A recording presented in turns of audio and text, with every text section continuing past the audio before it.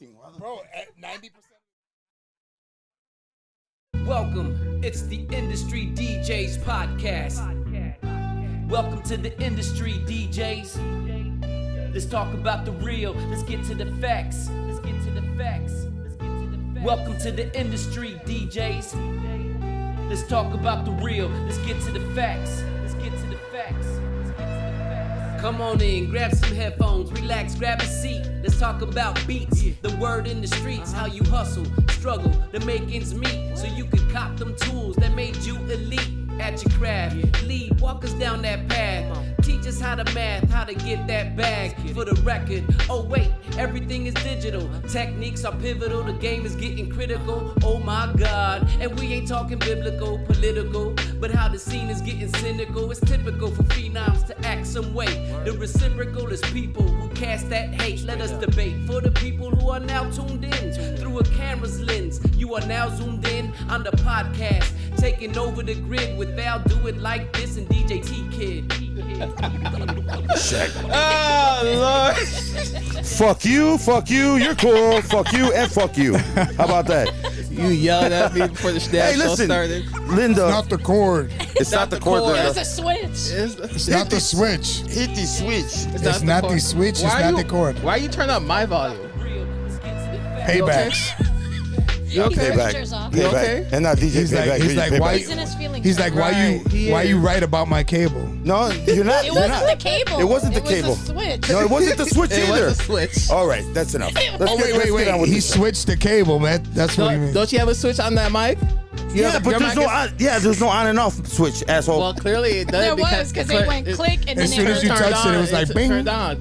Well, Well, I didn't touch the switch, so you must have sabotaged me touch it. beforehand. You know how Don't nervous I touch was your because mic. NonStop and fucking Hero One's here, okay? And I'm fucking nervous, and then you're gonna fuck with me. Okay, Alex, I got you. I got you. Okay, payback, bitch. Payback, bitch. I got you. I got you. This is why I got you. said, You know let's how? do mic check. Yeah, Let's yeah. do mic check Oh, before the suddenly show you want to starts. do a mic check. The first time Everyone in 135 episodes, you want to do a mic check, right? He You was fucking right, asshole. though. Right? He sabotaged me. 134. Nah, he didn't say it. See, I was close. I was close. that. You I was looked close. at it too. How'd you? I didn't. I don't have my You didn't know glasses how on. to I read. just see 3. 1, 3. All right, Hero. That's enough. That's that old age. damn. Then Then I'm ev- popped. This is grandpa over here. Ladies and gentlemen, too bad we are here talking out loud for it. Ladies and gentlemen, welcome to another episode here at the Industry DJs podcast. I am your host, DJ T Kid. I'm your co-host. I'll do it like this. Well, thank you guys for tuning in to another episode. I'm gonna change it to DJ XLR. I mean, you don't know how to. Oh, you know what? Shut the fuck up, dude. All right, you sabotaged me, bro. I'm I gonna don't go with touch that. anything. Yeah, I okay, don't right. touch You don't touch anything. anything. You just set up the podcast. Anyways, welcome to another episode of the Industry DJs podcast. You can check us out on your favorite streaming platforms: Apple, Google Podcasts, Amazon Music, Stitcher, and the Anchor app. Check us out live every single Monday on YouTube and Twitch at the Industry DJs. Mario, you see that comment? It's always the black guy. We were just talking about that. It's always the black guy. Right. Shout out to Raw on that one. Yeah, Raggle. Yeah.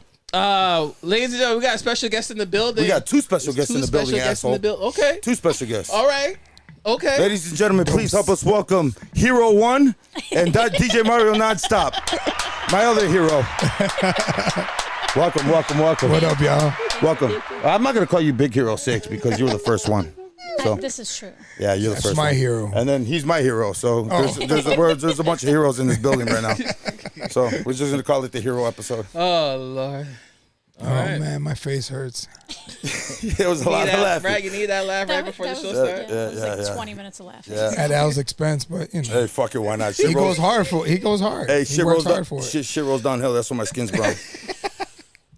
He got all bothered. Oh, right. Yeah, He got all mad. yeah, because I'm nervous already, bro. Right, You make me right. even fucking Right. more nervous. Yelling at me. Apologize for yelling because he knows your fault. Nothing Yeah. to be nervous about. Apologize. Right. What do you mean nothing to be nervous about? Apologize because Your it's your fault. mic's who's here? working. Your mic's Man, working. fuck my mic. You see who's here? Fuck. That's Dude, what you did earlier. I was That's actually gonna sit here and just be mesmerized, man. Just Stop it. I can't believe He's, this shit. he's such a he's exaggerated. I'm sure dead is. ass, bro. Sure is. I'm dead ass. You like to exaggerate, but I appreciate you, bro. Nah, bro. I never exaggerate, bro. You're a hero to me, bro. I'm I- telling you. I appreciate I always that. wanted to be fucking like you, and fuck. They're talking about all this shit. You and who was the other guy? I'm sorry. Who was the other guy? What we just talking about? Yeah, who we just We talking talking about? about Boogie? Yeah, Boogie Boy. Thank you, Boogie Boy. thank you, Boogie Boy. I saw you and Boogie Boy, bro, and I was just like, holy shit. What are they doing? Why are they going back and forth on that shit? And it sounds so dope, dude. Just continuing what we grew up on. That's all. I always wanted to ask, what happened to the car, the convertible, What car? from the video, from the K7 video? K7 video? That was a rental. Oh, was it? Yeah, none of us had that 57 Plymouth. That was dope, that was a rental that Hype Williams rented, and we had I think they said it was like a $250,000 camera on the top of it. So I'm driving this thing, worried about the camera, but it was mounted. But still, when you know how much everything costs, you're like, oh shit. Yeah. And I had at least slow down and not drop it. Yeah, and I had a Or hit over a ruptured. bump. I ruptured 3 tendons in my ankle like the week before that playing basketball out here. Flew to New York. My shit was swollen, so every in between takes I had to lift my leg up because the fucking blood pressure. Yeah. Wow. It's a memorable time though. Yeah. But it was a dope car. If you haven't seen the video, you gotta check it out, man. That shit was dope. Yeah, it was That shit's fun. It was fun. I still rock videos. Yeah, I still do that. Yeah, I like watching videos sometimes, especially our shit, because it's like, It's nostalgia. when you're living it, it's like, it's cool, but like when you're away from it for a long time, you look back, you're like, man, that was pretty damn dope. That was dope. What a That lucky, was dope. what a lucky situation, Oh yeah. Well, guys, welcome. Thank you very much. I appreciate it. We appreciate it. The show appreciates it, man. There's a lot of people up in the chat. There sure is. Oh yeah. DJ Pound, DJ V. That's what What up, TD is. y'all? Stop. Two What up, Ds, y'all? And it's damn dollar. What? It's damn dollar with the 2 Ds for pound. Oh, okay. Pamp, DJ Raggle, Pimp, DJ Envy, envy, Tibble. envy, Wow, we my were just talking militant about brother. that. I was talking about Envy, before the show stuck in your started. ways. I love you, Envy, because you're gonna do it, even if you don't want, Gladdy. even if they don't want you to. Yeah, Gladdy, Dirty D. What up, cousin? Dave C. Wild Style, what up, baby? What's going? Mark V. Thanks for joining us last week, Mark V. House 13. House 13. Wow, it's a lot of That's people my in the- favorite number. Double dollar. DJ Blackout, Susie Rivera. What up, y'all? Blackout. Wow. Holy Hi, shit. Susie. Danielle, Dirty D's in the building. What up, man? Yeah, it's a lot of people. Damn. Damn, they all came to see you guys, man. I came to see Because I her. love her. Yeah, everybody Came to loves see her. Everybody I loves came her. to see her. No, I love her the most. Sorry. Everybody loves her. She's awesome.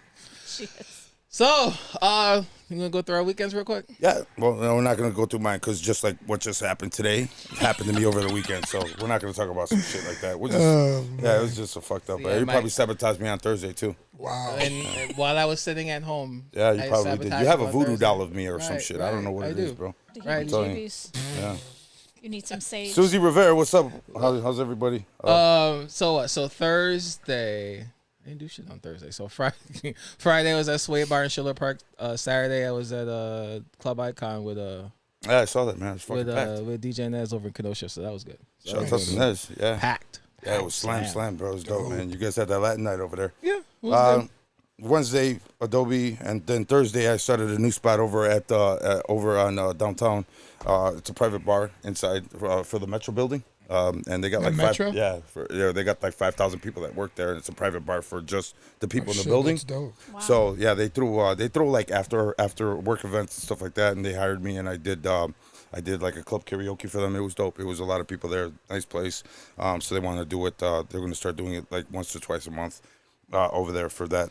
So I gotta just make sure everything was cool. But they let me park in the parking garage, and obviously you guys been downtown. Yeah. So, and I got 22-inch wheels on my truck. So, and where security, when she was bringing me in, she was like, I want you to park right here. Well, there was 2 pillars there that were, steel pillars with the little concrete blocks on the bottom of them. Well, I misjudged it, and I didn't see it. And I hit the very tip of the curb, and it ripped my tire completely off. So I was stuck there. So I'm like, all right, well, I got to get inside. And by the time the event was done, I was packed up. I went downstairs. Shouts out to Adrian from Tribe 3. He came out to help me out. But I went, and unfortunately, I had my car in the shop, and I guess they didn't put my wheel lock back in. Oh my God. So I ripped my car apart, and I was actually stuck in the parking garage for 6 hours. Damn.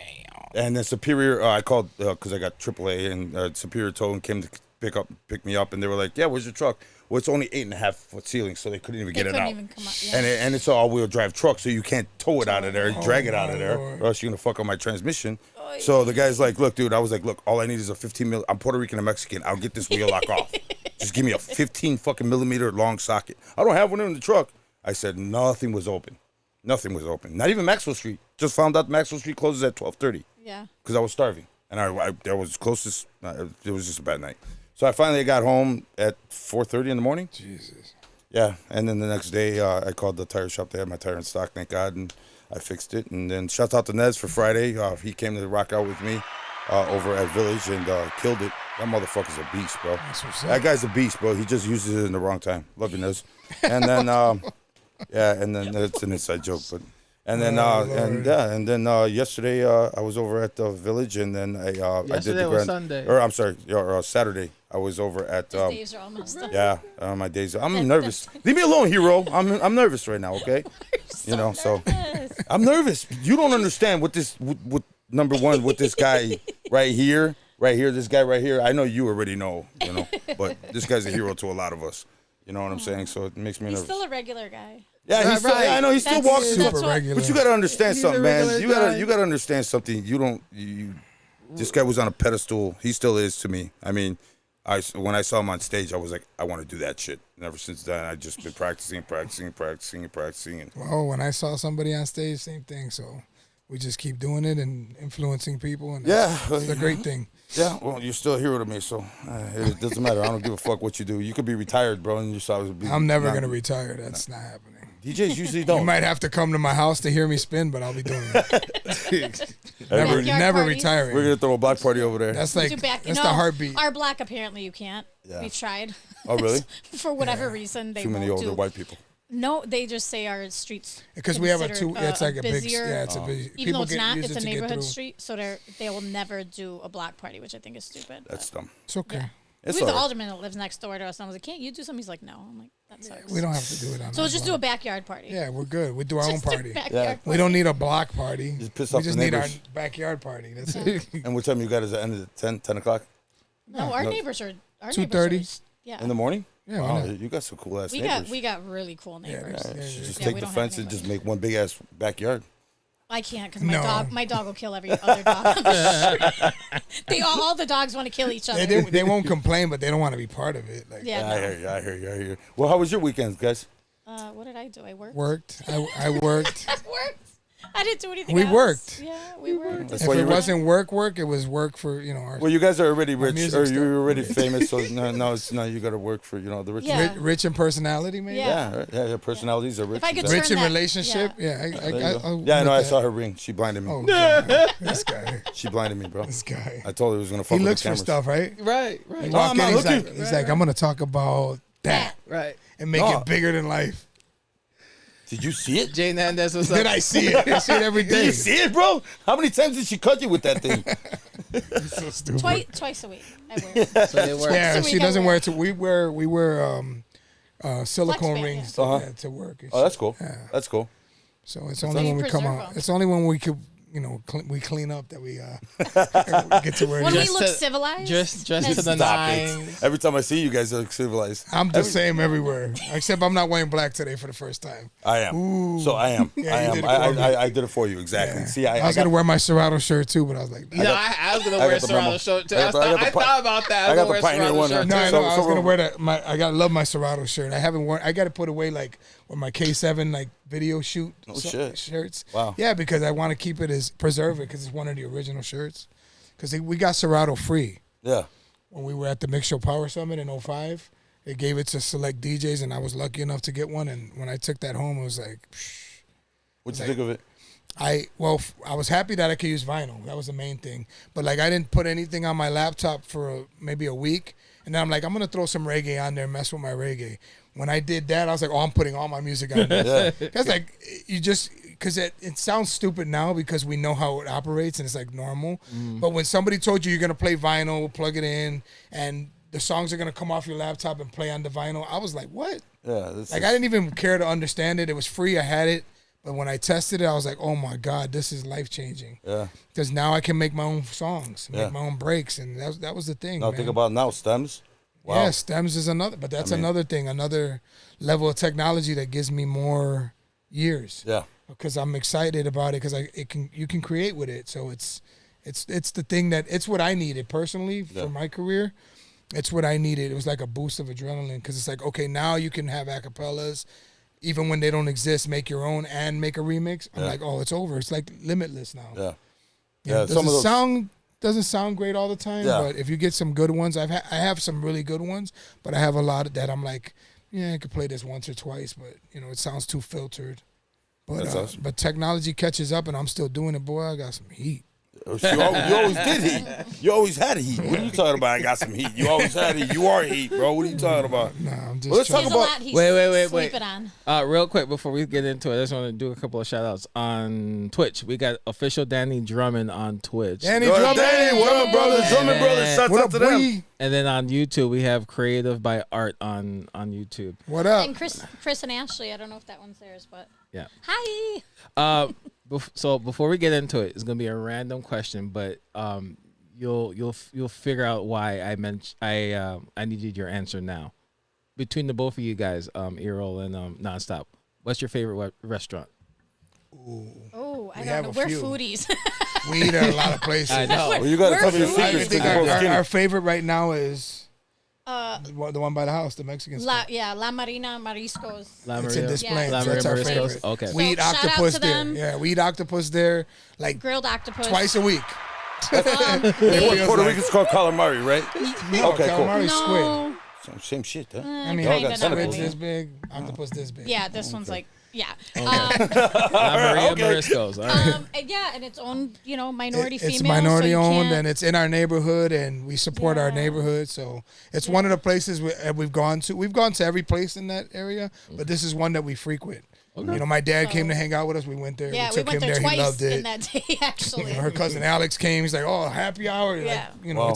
it's So a for spot that anybody we're. that is Yeah. listening, you guys, if you're whatever neighborhoods you're in, support your neighborhoods. Go eat at Yeah. the restaurants. That's and what we do. Make It sure, because feels- that's how your neighborhoods are gonna, thrive. And if you keep complaining about your own damn neighborhood, And- support it. And it feels Invest. great to jump in the car and go like Yeah. 3 minutes away and have a great meal. Okay.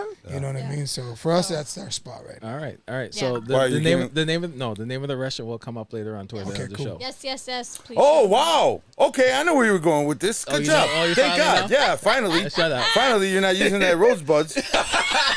Jesus Christ.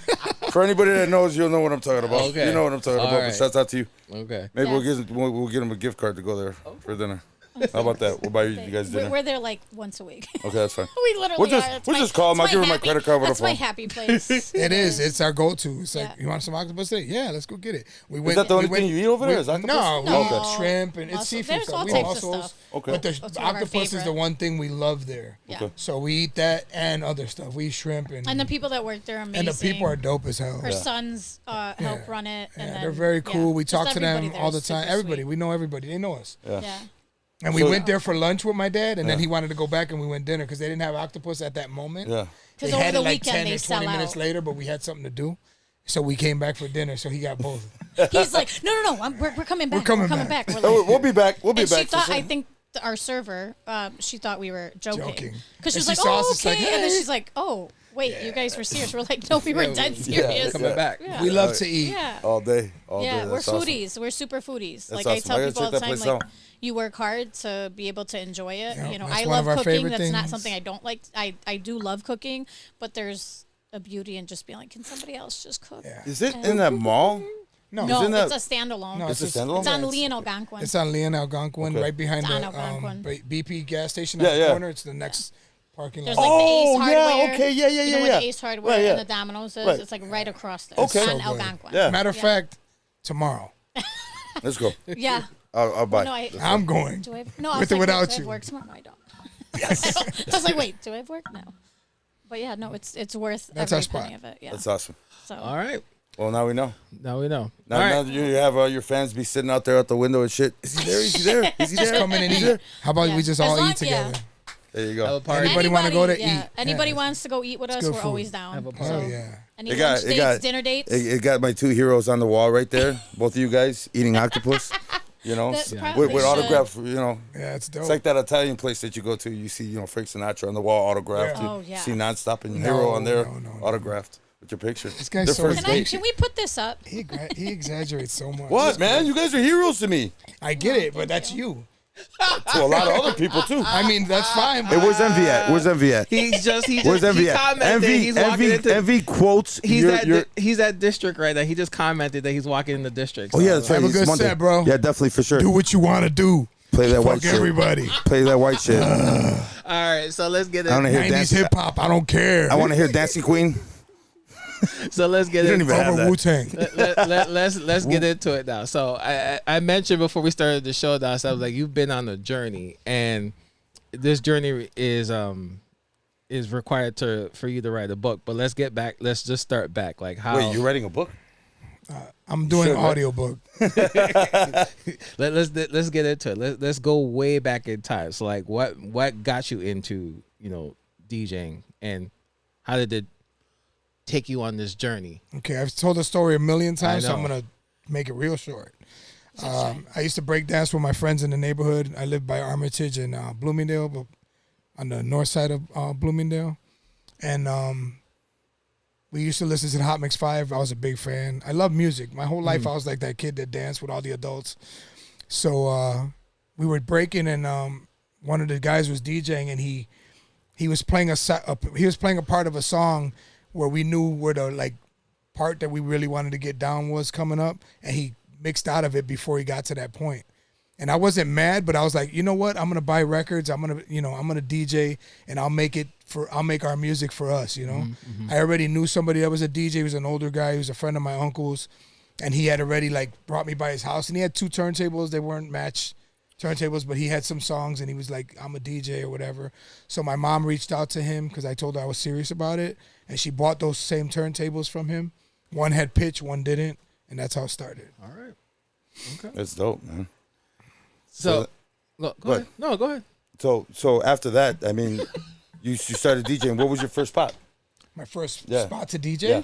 Oh, I started practicing to DJ. Mm-hmm. See, when I fell in love with the art of DJing, I couldn't do it. You have to learn how to blend records together. It was house music or import music, and Kenny Jason on the radio. I recorded a mix of Kenny's, and then I went to Disco City and bought all the songs that were in that mix, and then I tried to copy the mix exact. Yeah. So I had to learn the songs, learn where and at that time, it was a little easier because guys literally would mix the song in and wait till the break and mix out. It wasn't like he was switching records all the time like we started doing later. Yeah. So it wasn't hard to find stuff, and I would hear the break coming, and I kind of, I knew what the other song, but I listened to his mix so much that I knew how both songs sounded together. So that helped me blend because I was looking for that same exact sound. Right. Once I was able to do it, and then I showed my friends both, I played the tape and my tape, and they were like, it sounds exactly the same. Yeah. So I was like, okay, so now I understand how to mix. Now I need to find my style within the mixing. And it was just practice. First place I ever DJ'd was a house party. I didn't have 1200s. Actually, the first place I DJ'd was at the original Llama. Oh, wow. I borrowed turntables from a friend from school, Mork, rest in peace. He passed away years ago. But he was a friend from school. Wasn't even like one of my super close friends, but we all had friends together. He had turntables. I asked him if I could borrow them. He said yes. That's how I learned how to mix. I took those to my dad's to Llama. Somebody broke into Llama and stole them. Damn. Oh, shit. And then my dad ended up buying him a new set of tables. Wow. But that was my first bad experience with it. But those turntables that he lent me, I took to a friend of mine, Johnny's house. And Johnny's girlfriend was pregnant at the time, and it was getting late. And we brought the equipment because he wanted to DJ, and so did I. So I had headphones on. I was DJing in the headphones, and he went like to the room, and then he never came back. And in the morning when he woke up, I was standing there still DJing. Holy shit! So my dad, he's like, "Yo, I'm gonna call your son Mario NonStop Nieves because he stayed up all night nonstop. He, DJing." Yeah. And I was like, "Holy crap, that's a dope ass name." Yeah, it's dope. So I kept the name. So he gave me the name. I was gonna ask you, like, how'd you get the name? Yeah, that was cool. It was. So listen, so it was that same set of turntables that got stolen from Llama. Okay, we got history here. Yeah. This is Llama, the first Llama. Yeah, that was on Division. My dad, right? it was on Division in California on the south side of the street. North side of the street, right by the alley. That was the first Llama. Yep. My dad started that. My first set of turntables that I borrowed were those. I learned how to DJ on them at night before I took them to the club. They got stolen, but those turntables got me the name NonStop. So it's like real important moment that can go, easily be forgotten, but was super important, you know? Yeah. Hey, So it was whoever's more- got any information on that, you can call 1-800-Crime Stoppers, and we want those turntables back.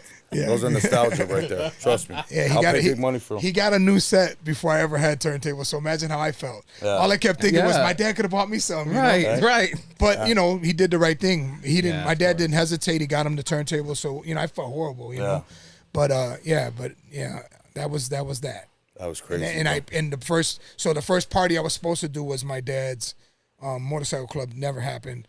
And then I did a high school, like my friends from Schurz, the seniors were throwing a party at one of the guys. It was like the football team or something. They were throwing a party at one of their houses, and another guy that went to the gym had turntables. He was a DJ as well, so he agreed to bring his stuff. And that's when I first really knew how to blend. And 1200s were like everything. Yeah. Right after that party, I said I gotta buy 12s, and I put money down.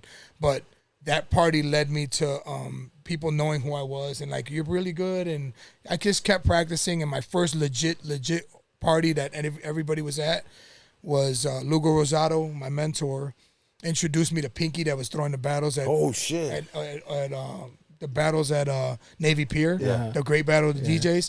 I walked into Pinky's garage with Lugo, and Pinky was painting. He was on the floor painting those banners he used to hang across Logan Square.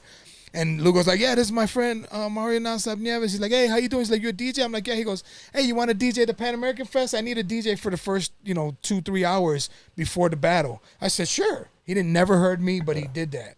So that was the first time I DJ'd in public where people were just coming, and it worked. I was good enough. A lot of people heard my name. Armando from BMX was walking around. He's like, who's your favorite DJ tonight? And they were asking about who's in the battle. And people were like, Mario NonStop. Bunch of people from Schurz were there. Yeah, so it was cool. It was like a moment for me to like get something. And then Pablo beat Lugo in the battle. Yeah. And I hated Pablo for like the whole night because Lugo was my guy. Yeah. But then Pablo came to Schurz looking for me. And he's like, hey, and he was a promoter, and he's a DJ, but he threw parties. He's like, yo, I like the way you DJ, and I want to know if you want to DJ my party. And it was Armitage Hall, so it was my first flyer. Wow. Damn. And they spelled my name wrong. Oh, wow. They put Mario Nieves, not even NonStop. I didn't earn it yet, I guess. And I did 2 or 3 parties for him, and then I worked my way up the flyer. And then I used to hang out at Prano, and I met everybody from the South Side. So it was just meeting people, being cool with people, and then when people would hire me, especially the guys on the South Side, because it was like South Side DJs, North Side DJs. We were cool, but there wasn't a ton going on between us. Yeah, we talked about What that. are you pointing at me for? We've talked about that. But hanging out at Pronto, I met everybody, and then seeing their names on flyers, and they saw my name, and they would be, and the ones that were promoters were like, how much? How much do you charge? And I'm like, first party's free. After that, it's whatever. I think we were making $50 a half hour in the 80s for, mobile DJs. But they were booking me Caesar's Inn, the Wood Lounge. Like, there was all these places I would go DJ on the South Side. I had 5 parties a week for, like, many weekends. Damn. And they would start on the South Side because the South Side would be 10 o'clock, they're packed. Yeah. And ours wouldn't get packed till midnight. Yeah. So I'd do a half hour, work my way back to North Side and finish at Centrum Hall. And that's how it was. It was just like $50. But I make like $250. But I felt like even though Bad Boy Bill was making like $400. Yeah. I was like, I'm making money and I'm making a name for myself. So, but that was kind of how it was. And it was like, getting along with people helps. But then every time I DJ'd, I won people over, and then they were like, "This guy's good. I'm gonna," So it was just. But I was always practicing. Yeah, I'm proof. I was always fucking practicing. I'm not gonna lie, bro. I can't tell you how many fucking days I stood in my mom's apartment, wherever we lived, just practicing. My friends would come by with, my friend, best friend Rick would come by, hang out for a little while, and then go do other things. Yeah. Or like a friend would show up and he'd have his girl with him and one of her friends, and they'd get bored and leave. I just would stay there all day, all night until I felt like I understood it and I was good at it. And even then, you still do it. You love it. It's a weird sickness we have. Yeah, it's an addiction. It's an addiction, yeah, but I think sure. I was telling my wife that I think like creatives, we have like this, I don't want to call it a sickness, but like we have we think differently. We have a different, like we hear things differently. We see things differently. It's just our thing. But you have to have that outlet. Yeah. Right. Yeah. So like that creativity and whatever it is, when you don't have that outlet is when you start seeing the unhappiness in life, right? So it's like you have to find that balance, and no matter what it is, you know, whether it's you like reading or you like this, like you have to be able to exhaust that in life. And I think the older that we get, I definitely feel like people forget their passions. And then they just let life, like, oh, I got to go to work. I got to take care of the house. I got to do the kids. And it's like you forget what your passions are, and then you don't Or you find put them that away. outlet. Or you say, I you can't do just- it anymore. You But can no always matter do what, it. you don't have to do it on, you know, It doesn't for have to be anybody. every day, but You know, whatever your goal is, it doesn't have to obviously, you know, whatever it may be. It's like still aspire to do your goals. I tell people that. I go on a lot of stuff with kids events and career fests and stuff, and I tell people that all the time. Like, it doesn't matter what age you are. Like, learn that new task, learn that new skill, whatever it is. If that's what you want, if you want to be a writer, I don't care what it is, go do it at 60. You know, like people make their dreams come true no matter what age. Like, so. yeah. And hence why her name's Hero. Sorry. That's my confidant, my Yeah, no wife, doubt. my No doubt. best friend, my conscience, my... And hence why she's on the show as well. And that's why I wanted her on the show, because I've known Why I you. want her on the show? No, I got you. No. He's like, that's why I want her on the show. No, Watch that's it. That's No, why I'm we. kidding. No. And I see how. He's looking at me from the guy he knew before to the guy he is now. Right. But Right. Absolutely. I'm glad that you caught that. I'm glad. I get it. But I tell, like, people are like, you know, people that I talk to that are like really like know my history, and they're like really like proud, or, you know, they're like, man, that was some shit. You know, they're like, man, that's great to live your dream. And I said, it is. I said, I got it early. I got it by talent, but also luck. You know, they work hand in hand. Yeah. You got to be prepared for the moment. Bottom line, any moment could be the moment. Yeah. Right? Shine every time you're on. Right, and that's Shine. what I was saying earlier. Like, the DJing for George Lamont gave me that little bit of boost where I understood, well, like, I'm more than just a guy that blends two records together and, you know, makes remix. I used to cut. Like, I'm just hungry for everything. It's like I'm older and I don't do as much, but I still love every facet of it. But like, I've lost my train of thought. See, I always do that. No, you're fine. It's cool. What were we talking- I mean. oh no, we're talking about seeing me different. I got to live my dream, and I'm still alive. And now this part of my life is like my dream, because I never had this. I never had stability like this.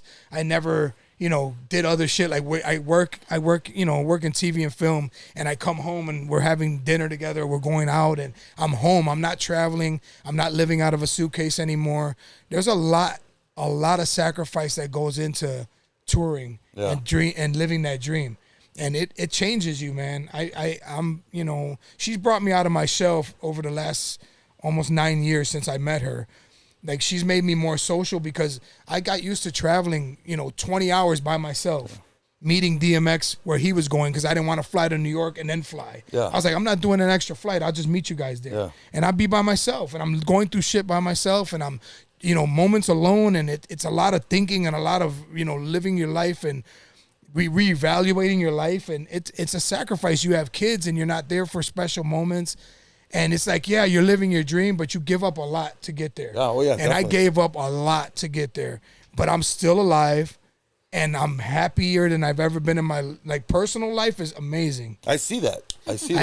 Because I have somebody that I'm not only we're perfect for each other, but like I'm ready for it. You know what I'm saying? Like, She's I'm supportive. at a point in my life. I'm just at a point in my life where my mind is open, and I know what I needed, and I found it in her, and it's been a blessing ever since. And we've been married. We married each other 4 times so far. We got probably a bunch more. Yeah, we just keep getting married. You know, we're gonna go to. We're like, oh, let's get married at the, you know, in Vegas at the Elvis thing, because it's popular. Like, We're already married. We're married. It's like We we're are going- married. We going- are married. We just keep getting remarried because we're just doing something that her and I enjoy. So you guys take off the rings before you walk into. No.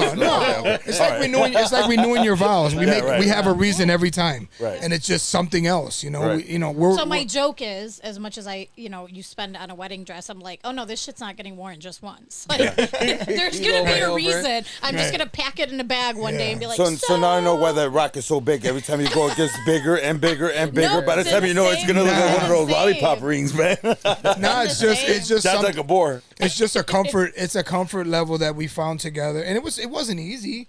Like she was super independent, so was I, and the battles were like. I was about to say because two independent people could clash. Dude, like crazy. it's so hard. 100%. First of all, ain't nobody trying to give up half of their what they're used to being in control of. It's tough. Yeah. But when we finally realized that it's her and I, like, you have to go through stuff, and we didn't go through nothing horrible, but you go through situations and you're like, you know what? You start really appreciating everything you have, and you need to get to that point. Because now I can honestly say everything in my life I can share with my wife. And I couldn't say that. In the beginning, it's like, this is mine, that's hers. And it's not like that. Yeah. You get to a point where that's the person that you're comfortable. Yeah, that's like, that's my wife. Like, I tell her everything. We go through everything. We deal with everything. It's just a great place to be, especially after the long life I've had of being, on tour and all the things I've gone through and all the things I've been through. It's just you've been through a lot. It's perfect. Now we get to see the soft part of Mario. I'm not soft. The soft guy. They're always smiling. Look, he's always smiling. Every time I see them together. That's a lot to bring out. No, like and that's he the just reality. Look at the K7 albums. I'm like, yeah, he's always hard ass. He's always angry. I got all his pictures. Are I have the male version of resting bitch face. Yeah. When I DJ, people are like, smile, you look like you want to kill somebody. I'm like, I'm just focused. I'm sorry. Yeah. I just have a mean looking face, I guess. I don't know. Well, it was Maybe it's the ass whoopings I got. I don't know. It was cool for you because you don't get requested. You don't get requests. Well, no, yeah, People are scared right. of you. They Please. still do. Once people are off the sauce, they don't have no respect. It's a wrap. You like the That's phone on why the forehead? I'm like, yo, you could put me behind a brick wall and just so I could see them. I don't need people to see me. Just listen. Yeah. I think visuals are so overrated because people get lost in the gimmick of DJing now. Right. And it's like the sonic part of it is what matters. Yeah. Like I put headphones on and listen to dope blends, and I'm not saying I have to be everybody's favorite. I put a lot of work into my shit, so I think if you listen, you'll hear that I put the work in. Yeah. But I don't have to be the person. But there's somebody out there, and it's always look when we were DJing or right when you came in. Yeah. People didn't have to know the name of the song or what song it was. If they heard a dope beat, like, what's this? Yeah. And the next day, everybody was buying it. Yep. It's different. It's not like that anymore. Everybody knows what they want to hear, and it's harder. Yeah, That's why I like old school parties, because people just want to dance. That's what they always say. no They're like, I request, just want to no go nothing. somewhere, hear great music, and dance. Yeah. And trust the DJ. And that's, But like you said, after they get the sauce in, even though they said that, they're the first ones. But hey, you got but if Suavemente? but if you had an old school party, but Suavemente, I mean, is that not classic? No, it's classic. Still? It's classic. You could break that up in a party and still be still be true to what you're doing. Envy. And He just, any color, any skin color too. Suavemente, boom, boom, boom. Yeah. Just remix it? Nah. Yeah, Nah, we but can do there's that. but there's certain, listen, man, when we used to DJ parties, the person who closed out the party, our last two songs were slow jams. Yeah. It'd be like Reasons Oh my or God, Always and Forever. Right. Like, we did that. That's not a joke. We always ended the party because people spent the whole night trying to get with somebody. Yeah. And then at the end of the night, we gave them a couple songs to solidify that. Yep. That's all it was. So what's the problem? Old school days. Bro, you gotta be able to play some classic shit. You're welcome, Slick or Silk, Slick, Silk. Of course. Silk. Remember Silk? Remember all that? Yeah. Old school shit, bro. Yeah. That was good stuff. Good Yeah. times. Yeah. Good times.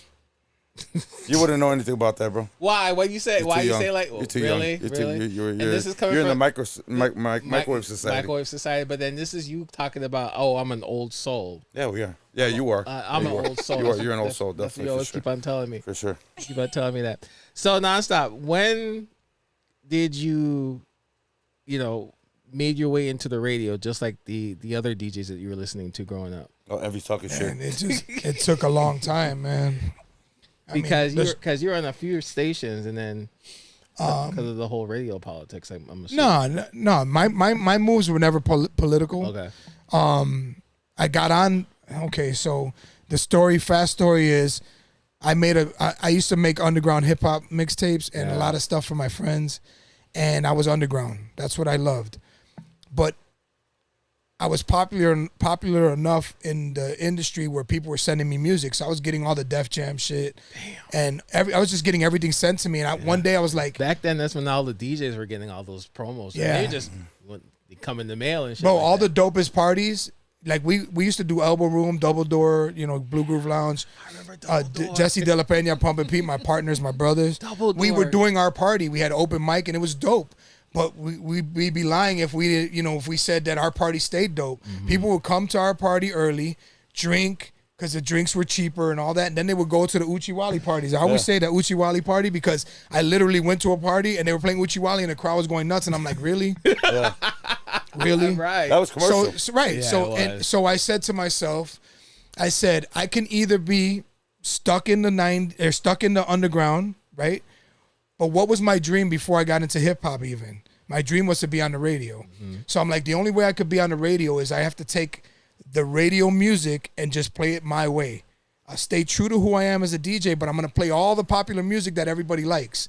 So I decided to make a mixtape called The Club Banger. It was a CD. It was the first CD I ever made. It was pressed on real Sony CDs, so it wasn't like a CDR. It got pressed at the plant before they started, this is not your music. Not your typical mixtape, yeah. DJ Play, shouts out to DJ Play. He had to connect at Sony. I was getting my mixtapes. My cousin Javi, Metro's brother, he was the one that helped me get that connect. So I made that mixtape, and it was like Ludacris and Eve. But something weird was happening when I was making that mix, because as I was making the mix, I was bringing like some underground stuff in there and some hip hop and some commercial. But as I was making the mix, I would stop at a certain point because I was spending a lot of time making it. And then the next day I would get like 3 records in the mail, and they were all the tempo that I was on. So I got Throw Them Bows by Ludacris. At the same time, I got Who's That Girl by Eve. And I had Rough Riders Got It All, which was something that, another song that was like half commercial, half hip hop. Then I got a DJ Quick record. Like all this stuff just started coming in, and I would just add it to the mix as I was going. Then what is this number? That 112 was out, but that song was way too mellow for the way I was going. So I did a blend. I put that vocal over Who's That Girl as I was mixing into it. Then I went into Throw Them Bows. So I was doing these connections with acapellas that I did in house. It wasn't nothing new, but that's how I kind of laced it. So I said, I'm making this mix my way. That mix, Jello from Shrewd, one of my great friends, gave it to Doc Love in Milwaukee. Doc Love called me the next day, said, I got your CD. I want to put you on the radio. He's like, what you play, the way you mix and the way you're playing stuff on here, I want that on my station. Damn. So Boogie Boy and I had a deal. Me and Boogie were boys. We were hanging out. Boogie was trying to get on B96, or on KISS at the time. He was trying to go with Julian. Julian, he already had him. He was going. I said, I'll try to get you on in Milwaukee. You try to get me on in Chicago. So he's like, cool. I got him on in Milwaukee with just telling Doc. So me and him are on in Milwaukee now. Now the Julian thing's brewing.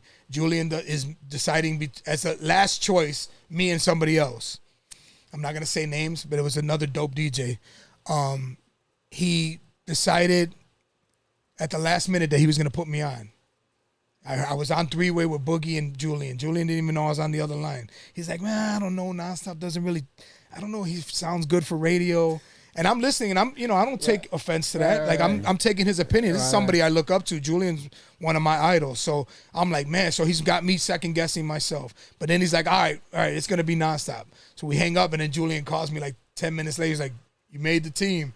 And in my head, I was like, yeah, last pick. I made the team. I was mad because I was a hip hop DJ. Yeah. And I'm like, now everybody's playing hip hop, and I can't get a spot. Yeah. Okay, I'm going to make the best out of my spot, and that's what I did. Yeah. So I was on KISS for like 4 months. Then Julian left. All of us left to B96. It was a great experience. I did that for like 5 years, and I got fired. Nobody's fault, not even mine. Somebody got hurt at a club. I remember. The flyer. There was a flyer. Yeah. First of all, they told us not to use the logo. I heard that story. Yep. Yeah, don't use the corporate logo anymore. So we're talking February, and this was a flyer from December with me. And B96's logo on it. Yeah. So there was blood on the ground, a flyer with me on it. They had to fire me. Yeah. They didn't want a lawsuit, and I understood. I was like, cool, but I was kind of like, damn, like I'm getting fired for something I didn't do. Dude, correct. And then I knew Nina Chantel. She was one of my friends. Yeah. And I reached out to her, and I'm like, yo, can you get me on GCI, or at least get me, let me get a demo to them? And she's like, I could get you on KISS like today. And I'm like, I don't want KISS, because, KISS and B96 were starting to go like Lady Gaga, Pitbull, and hip-hop, which is I know. That was the time. Yeah, they're moving. Vanity Kane, like the fast stuff. And I like that music too, don't get me wrong, but it was definitely going away from hip-hop. Yeah, they were moving. And I remember that music format. And I'm like, yo, I want to play hip-hop. So she's like, I'll give your demo. They called me from GCI, said, yo, we're big fans. We always listen to your mixes. we want to put you on for a holiday mix, and that's how it started. Wow. So then I did that until I didn't want to do that no more, and then How long were you with GCI? 9 years, almost Damn. 10. Holy shit. Damn. Yeah, so It's a long and time. I left GCI for no other reason other than the change in music. I told she's the one that did it. Well, you don't like drill rap? No, it's not that I don't like it. I'm 55. Yeah, I don't like it. I was 40. Don't be honest, I don't like I it. was 48. Yeah. I like it. I play Future. I played it, but it was getting real young and real hard for me to tolerate. Yeah. And that's fine. We have plenty of DJs that deserve that music and they can play it. So my wife, I'm in Milwaukee. He's still watching the show.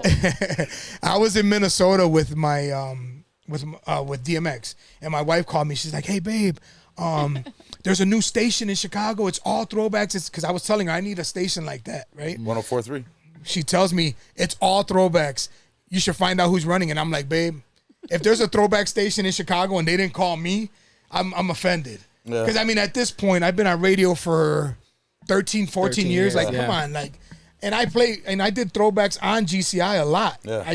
Sometimes I would mix 4 straight hours on the weekend. Yeah. So Moondog would be like, "What are we doing this week?" I said 98, and I'd play all that. You know what I'm saying? So she tells me about the station. I'm like, I was pissed. I was like, now there's a station that's gonna play. Who they gonna put on there? Yeah. I was salty. And bro. look who was in charge. But I didn't know that. But that's what I was saying. But then the Like, thing is, though, when I remember, it's all industry. It's the same industry. Yeah, but I didn't know who it was. It could I have been rem- anybody. I know, but when they launched 104.3, they were still like working. Yeah, like, it was just it was no commercial. Yeah, it was just still running 24 hours. really? Yeah, The yeah. ratings When they were started, it was- ratings were through the roof That's because how nobody I was heard talking. correct. That's how she heard it. So Metro calls me, my cousin Metro, DJ Metro, shout out cuz. Metro calls me. He's like, "Hey, cuz, you heard about the station?" I go, "I heard, bro. My wife just told me about it." And he's like, "Yeah, man." I'm like, "You know who's running it?" He's like, "Yeah, B96." And I'm like, "Oh, I'm fucked." Don't even call. Sorry, gotta go. I'm like, no. I said, I'm fucked. I'm like, they fired me. Why would they hire me? And then he goes, no. He's like, no, cuz, thank you. He's like, no, cuz. He's like, they reached out to me to reach out to you to see if you'd be interested in switching over. And I'm like, what? I said, hell yeah. It was time. And Metro hung up, and 2 seconds later, the phone rang. Made a plan. When you come back in town, I told them. They said, we want to have a meeting. They walked me through the station. They're like, we really want to start this, and we're thinking about this team. And I was like, I love it. I'll do it. That's awesome. And it was 6 years ago. So Damn. I'm going to ride this one till it's over. Yeah. I'm not doing radio after this. I promise you. Unless it's another old school station, some miraculous way it happens. Personally, I love old school. That's where I'm comfortable. That's where I want to be.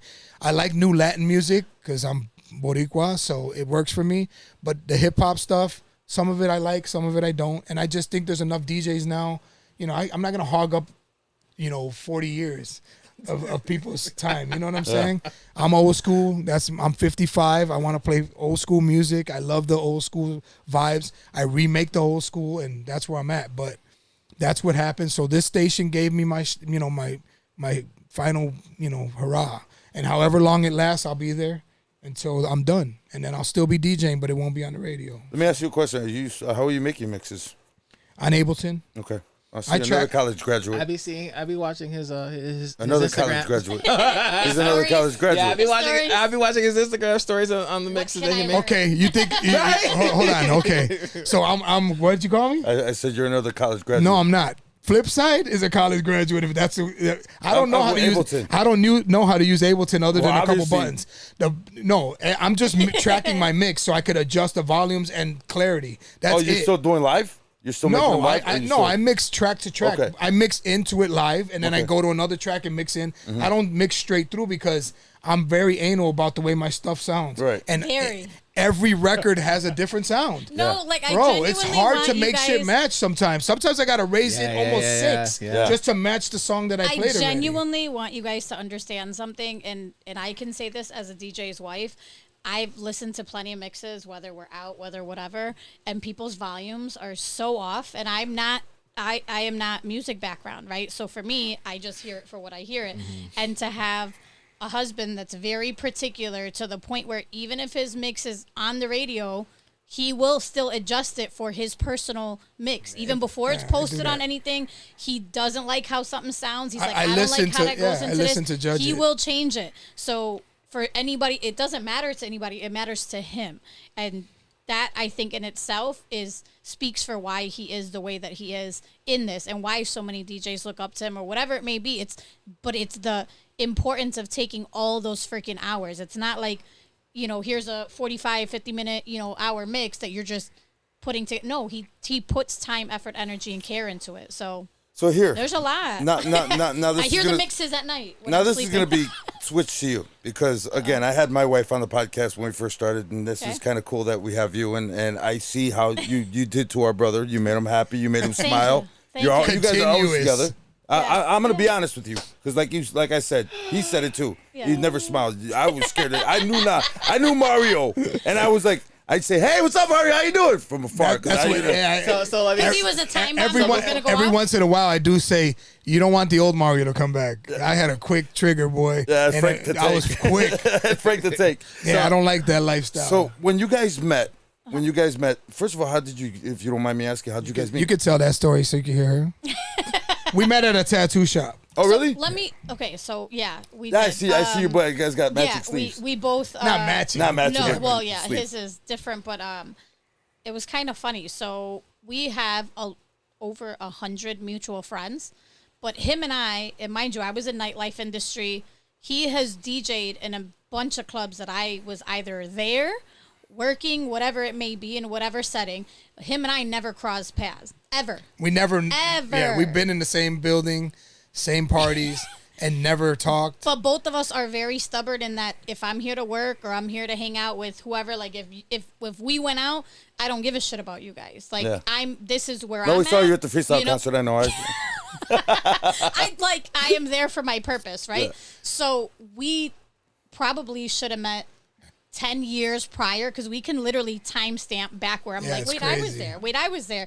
Wait, I know this person. I know this person. So it's very small. We're like, I knew his cousin Metro. Yeah. Like way For before years. way. Like, Yeah. and it was like, oh crazy. shit, that's so weird. And he's like, oh, I was there when he DJ'd here. I go, so was I. Like, but we never had met. So our mutual friend that did our tattoos, he ends up having a tattoo appointment for me. So the appointment was for earlier. He had some other customers there, and he always took care of us. So I'm like, whatever, just make your money, do what you got to do. Mario had came right after that. Ironically, parked behind my truck, and the reason Bro, we I'm say parking this, my car, and in front of me is a truck, and the license plates say "Mommy 3" and they're Bears plates. That was your truck. that was my truck. I said, But I didn't know that at I the said, time. I didn't know I that, said, a obviously. woman that loves football and has kids probably would understand me really good, really well. And I didn't know that was her. But when I was crossing the street to go to the Tattoo shop. I saw her from behind. I saw I feel like I saw tattoos, but you keep telling me I didn't. No, I was maybe it was wearing the a one on hoodie. your neck, but it wasn't up. No. Right, so maybe my I hoodie saw- you might have seen the ones behind Yeah, I my think it was the ears. ones behind her. don't know. I just saw her in there, and I saw the hair, and I'm like, man, I hope the front looks as good as the back. This is great. I walk straight in, and my boy Ozzy. I'm like, "What's up?" Ozzy's like, "What's up?" And he goes, "Hey, Wait, guys." Ozzy? Yeah, Ozzy. Wait, not, Yeah. yeah, Ozzy. yeah. Yeah. Ozzy. Ozzy. Oh my God. Yeah, that's Oh, what. Yeah. what a fucking small world. Yeah, that's my point. So listen, so I walk straight to him, and he goes, "You know each other?" No, he said that he had already walked in. I walked He in had straight already, in. Yeah, he had already walked in. Him and I kind of looked at each other for a second. I'm like, okay. And he looks at me, and then he walks past his little, that little gate thing, whatever. Yeah. He walks in, he says, what's up? And then Ozzy was going to go outside to smoke. So they were starting to walk back outside. You're talking about Western Shop. Yeah. Yeah. Oh, Chicago shit. Yeah. West, Ukraine yes. Village, bro. Yeah. And, DJ Sin brought me there. and Sin Thanks, told Sin. me And about Sin it. know- And you know And Sin then- too? Yeah. Oh my Yeah, God. Right, They that's know my she point. knows So every I was- Trilogy, everybody, all my people. So that's my point. Like She knows my cousin. Yeah. We still had never again, nothing in our life. It was just not the right timing. Wasn't the right time. And so Ozzy's like just assuming, right? Because I know everybody else. Yeah. And he goes, "Yeah, you guys know each other." And I looked at him like, "No, like I don't know who he is." And I kind of was an asshole about it. And that's I was what like, that's "No." Mario was like, doo doo doo doo. And No, no. So His he heart just he started was like, pounding. no. So again, he had obviously said his first name. He's like, "Oh, I'm Mario," right? And I was like, "Oh, I'm Hero." And the first thing he says, because at the time his youngest would watch Thomas the Train a lot, and so the train hero, right? But when Noah would say it, it would be hero. Like he would say it with emphasis. So he goes, oh, like Thomas the Train, and he says it, and I go, well, clearly you're a dad. He's like, nah, no. And I'm like, ain't nobody making no damn Thomas the Train reference unless you're a parent, right? He's like, I'm just kidding, I am. I go, yeah, no duh. Like, obviously. So then, and that was the bit of our conversation, and he walked outside with Ozzy. And then I thought of a master plan to go get some drinks for everybody and bring her with so we could talk.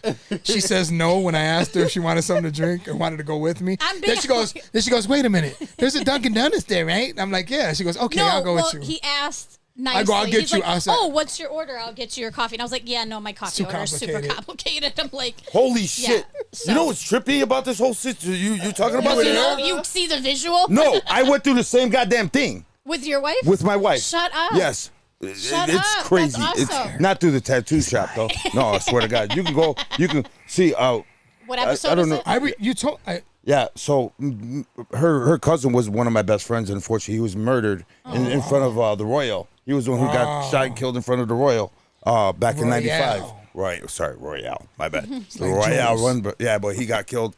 And he had a son, and my daughter and his son were pretty much born, but he already had passed. So I stayed with the family the whole time. And never met my wife. Never. Yeah. And we were at the same birthday parties and at the same everywhere. Yeah. Same everything. Yeah. And we never met until his father passed away, and we met at the wake.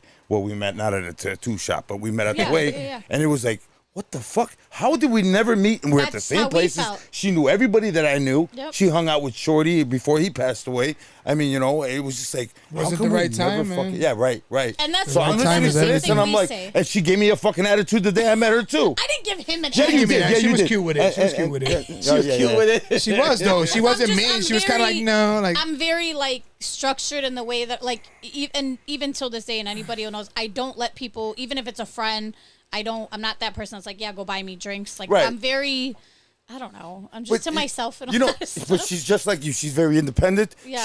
She shouldn't have kids at the time, but, but it's just, I'm listening to you guys and I'm like, holy fuck, wow. Well, that's crazy. Yeah. And it wasn't time for us to meet, obviously. And that's what we say, because we talk about it all the time, because I feel like had we had met earlier, it would have never worked. Like, like the way I had to be in a mental space to receive that too. You know what I mean? And the thing that happened with me was like, I just decided one day I'm going to start doing the things I want to do, regardless of what anybody else thinks. And one of the things I wanted to do was get a bunch of tattoos. Sin reached out to me. He's like, yo, my boy's doing tattoos. Come over here, check him out. So I went. Ozzy did a tattoo for free just to kind of entice me. Yeah, I remember that So one. I did all this shit in the time that, like 6 months or whatever. Yeah. And doing me allowed me to meet my wife. Yeah. You know what I'm saying? Yeah. So I feel like it's always it's I have this weird thing in how I look at life and relationships now, right? I look at relationships, past relationships, like if it didn't work, it's nobody's fault. You just weren't the right people for each other. Right. I feel like when people move on from each other, some people do it wrong. They're like, they get a girlfriend before they break up with their girlfriend. Yeah. That's the wrong way to do it. I get that. But like, you got to be thankful sometimes that the people that leave you because they weren't meant for you. Right. And why would you want to be in a situation where you don't belong? Wow. You know what I'm saying? And it's not their fault. It's not your fault that you don't work. You try it. It doesn't work. It's nobody's fault. So when it works, this is what happens. Yeah. But it's even past that. Like if you look at it in everything you do in life. And I always tell him this, like, he'll look forward to something or whatever it may be. And I'm like, there's always a reason why. Mm-hmm. Like there's times that I'm running late to something, whatever it may be. And guess what? There was a 4-car accident. Right. And that was, there's something that stops you. Whatever it is, it's like, stop getting mad. If there's traffic, there's always a reason. Like there isn't a reason to like push things in life. If that job didn't work out, the relationship didn't work out, the trip didn't work out, whatever it is, like people get so hung up on the shit that was let life happen the way it's supposed to happen. It will work out at the end. I found true happiness within myself when I realized what's not meant for you you're not going to get. Right. You can't force anything. What's meant for you is going to come, and if you're ready for it to receive it, then you'll feel the way I feel. Right. And the way I feel is like this is the best part of my life right now. Well, you've had a horseshoe up your ass then, all your life, huh? All your life. I get what you're saying. But I said it earlier. But you work hard for it.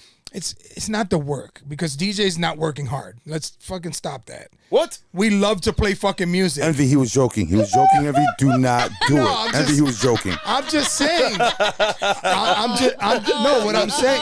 DJing. Shots fired. Listen, You got here, me. listen. Okay. Look, you got a black man blessing. I work rigging electric in local 476 for TV and for television and movies. The way I feel when I get done with a day of that, That's at my age, that's work. That's work. These guys are working their asses off. We don't work like that. I'm carrying turntables through a fucking airport for half my career. That's not work. I was going to be on stage in front of thousands of people and do what I love, and I'm getting paid for it. I would have did that shit for free for many years if it would have got me the same experiences. If I just made enough to pay my bills so I could survive that, I would have did that for free. So it was just about the music. So we don't work hard. I mean, we work hard in what we do, but we're also talented in what we do. And it's also something that we love. Doing something you love is not work. It really isn't. And DJing parties is tough. I know. I've been on my feet for 5-6 hours at a time. I've done the gigs. I did the parties. I've DJed multiple parties at night. I've traveled to multiple cities to do gigs on a weekend. I've sacrificed a lot. And that's my point. You say it was a horseshoe, and I say it takes a certain kind of person to be able to balance all that. Yeah. When I got with DMX, I didn't know I was gonna have to be a rapper.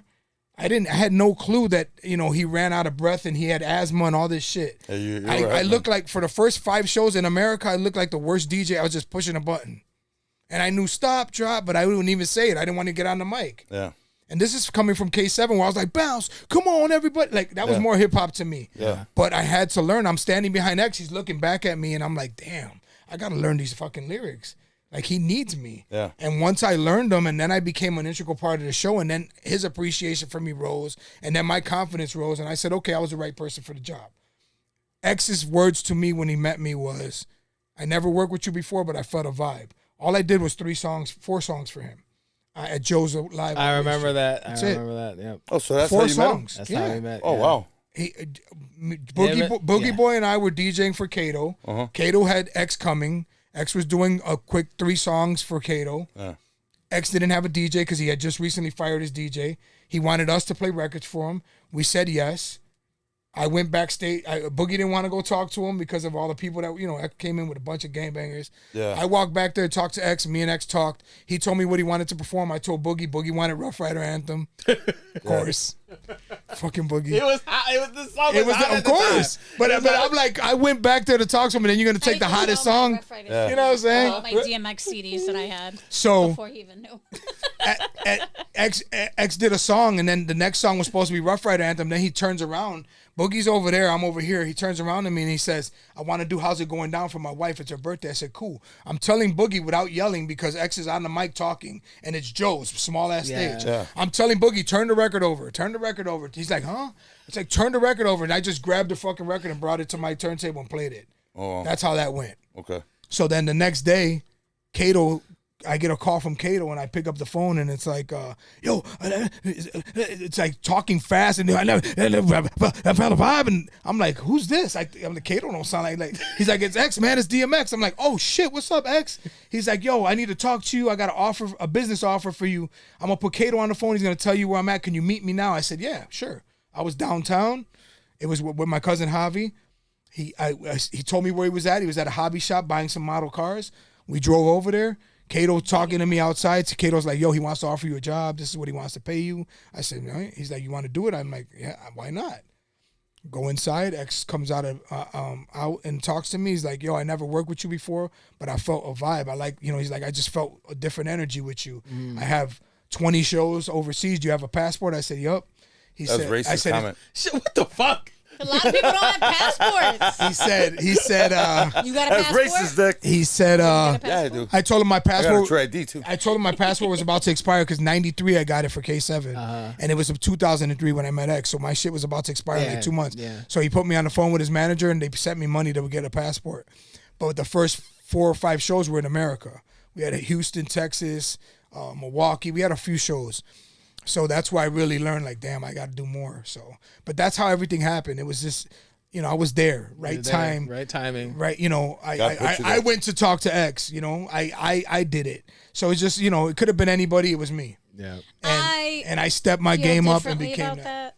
I just feel like everything is its purpose. You're always at the right time, at the right place for that reason. Yeah. I don't always necessarily feel that that's luck. I just think that's alignment and where you're supposed to be. The same way, like you said, you didn't meet your wife for a reason. Yeah. Whether that was her not ready, you not ready, whatever. But when it was time, that path was gonna, your stars aligned, so to speak. I'm gonna be honest with you because I hated women at the time because I just went through a really bad divorce. But that's my point. Like a lot of times you don't have that appreciation, and had you had met her then, would you have truly appreciated who she was and what she brought to the table? You'd probably be like, not. I don't give a fuck about her. Your eyes have to be eyes. You have to be focused on that. Yeah. And not focused like you don't know you're focused, but you have to be ready. I was ready. But even for us, when we met, I will be honest, one of the first things, both of us, because he has kids, I have kids, we do not have children together.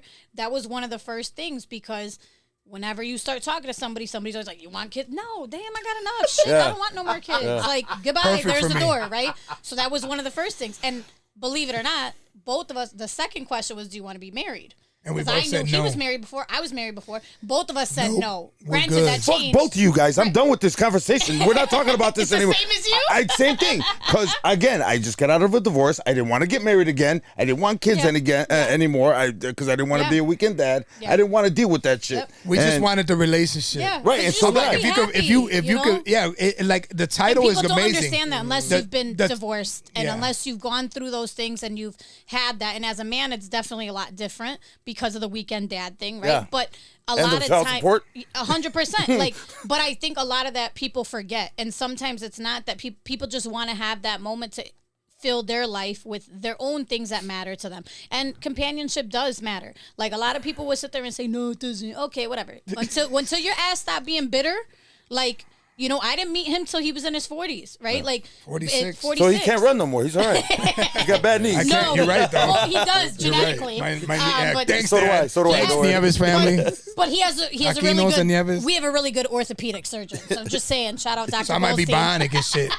Shout out be Dr. NonStop for Goldstein real. I'll talk to you about that later because I need surgery. No, he's awesome. Okay. Not like no joke.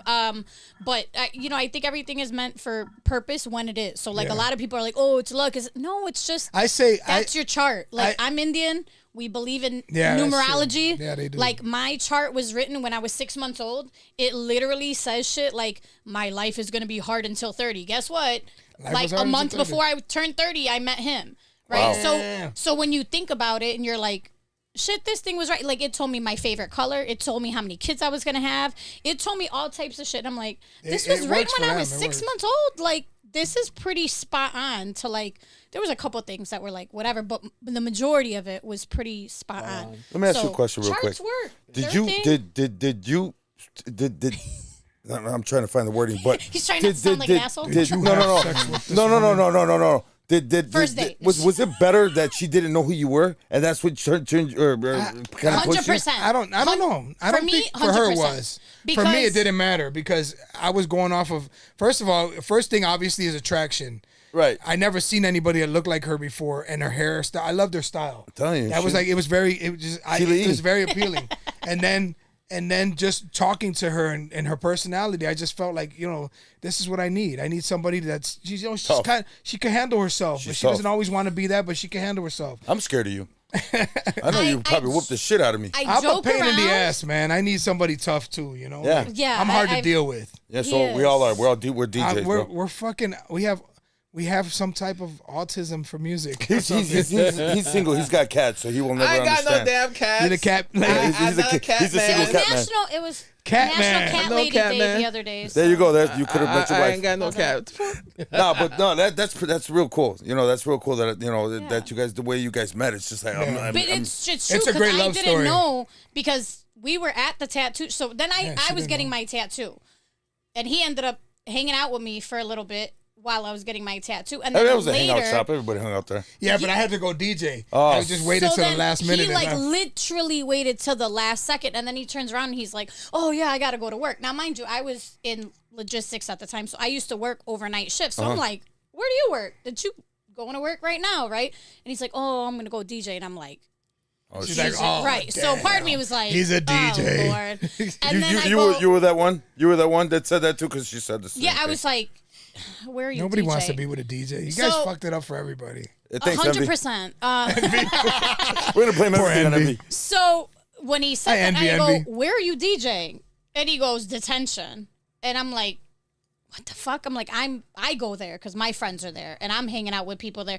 And I'm like, "Do you DJ?" Oh, he's like, "Oh, every other Thursday or whatever," because it was a Thursday the day we met. And I'm like, "What the fuck?" I'm like, "How have I never seen him?" That's crazy. Because I've never paid attention. So when I had walked in, obviously he was drinking Hennessy earlier, and I'm a Jameson girl, so I go get a shot of Jameson. I get him a shot of Hennessy. First of all, I was thinking about it the whole time. Because And he then left, and I was left, like, and, "Oh, I you know, was going to go I there couldn't after." stay with her. If it would have been a Friday or I wasn't working, I would have been there. But she's like, "Oh, I'll pass by," and that went over my head. I'm like, "She's not coming." She, But I genuinely go there she on taps Thursdays. me on the fucking shoulder, and I'm already a little tipsy, and I'm DJing. She taps me. I turn around and see it's her, bro. I went to give her a kiss, and I kissed her in the mouth. Wow. And she's So like, I thought it was she's an like, "This is for accident." you, Yeah. and I'm gonna be at the bar when you're done." I'm like, "I'll be done soon." And I went to the bar. And Sin! Now you're on. Come on, bro. I gotta go. no, Sin, hurry up. I was almost done. Or So- Trill. Yeah, Trill. he was time. almost done anyway. perfect time. So, yeah. And then everybody's up in the cage, and you don't know who the fuck's tapping on your back. Yeah, I've been in that Oh my cage God. before. I never hung out. But over she there, came in so- there and left. And everything she did everything was right. She brought me a drink. She didn't have to.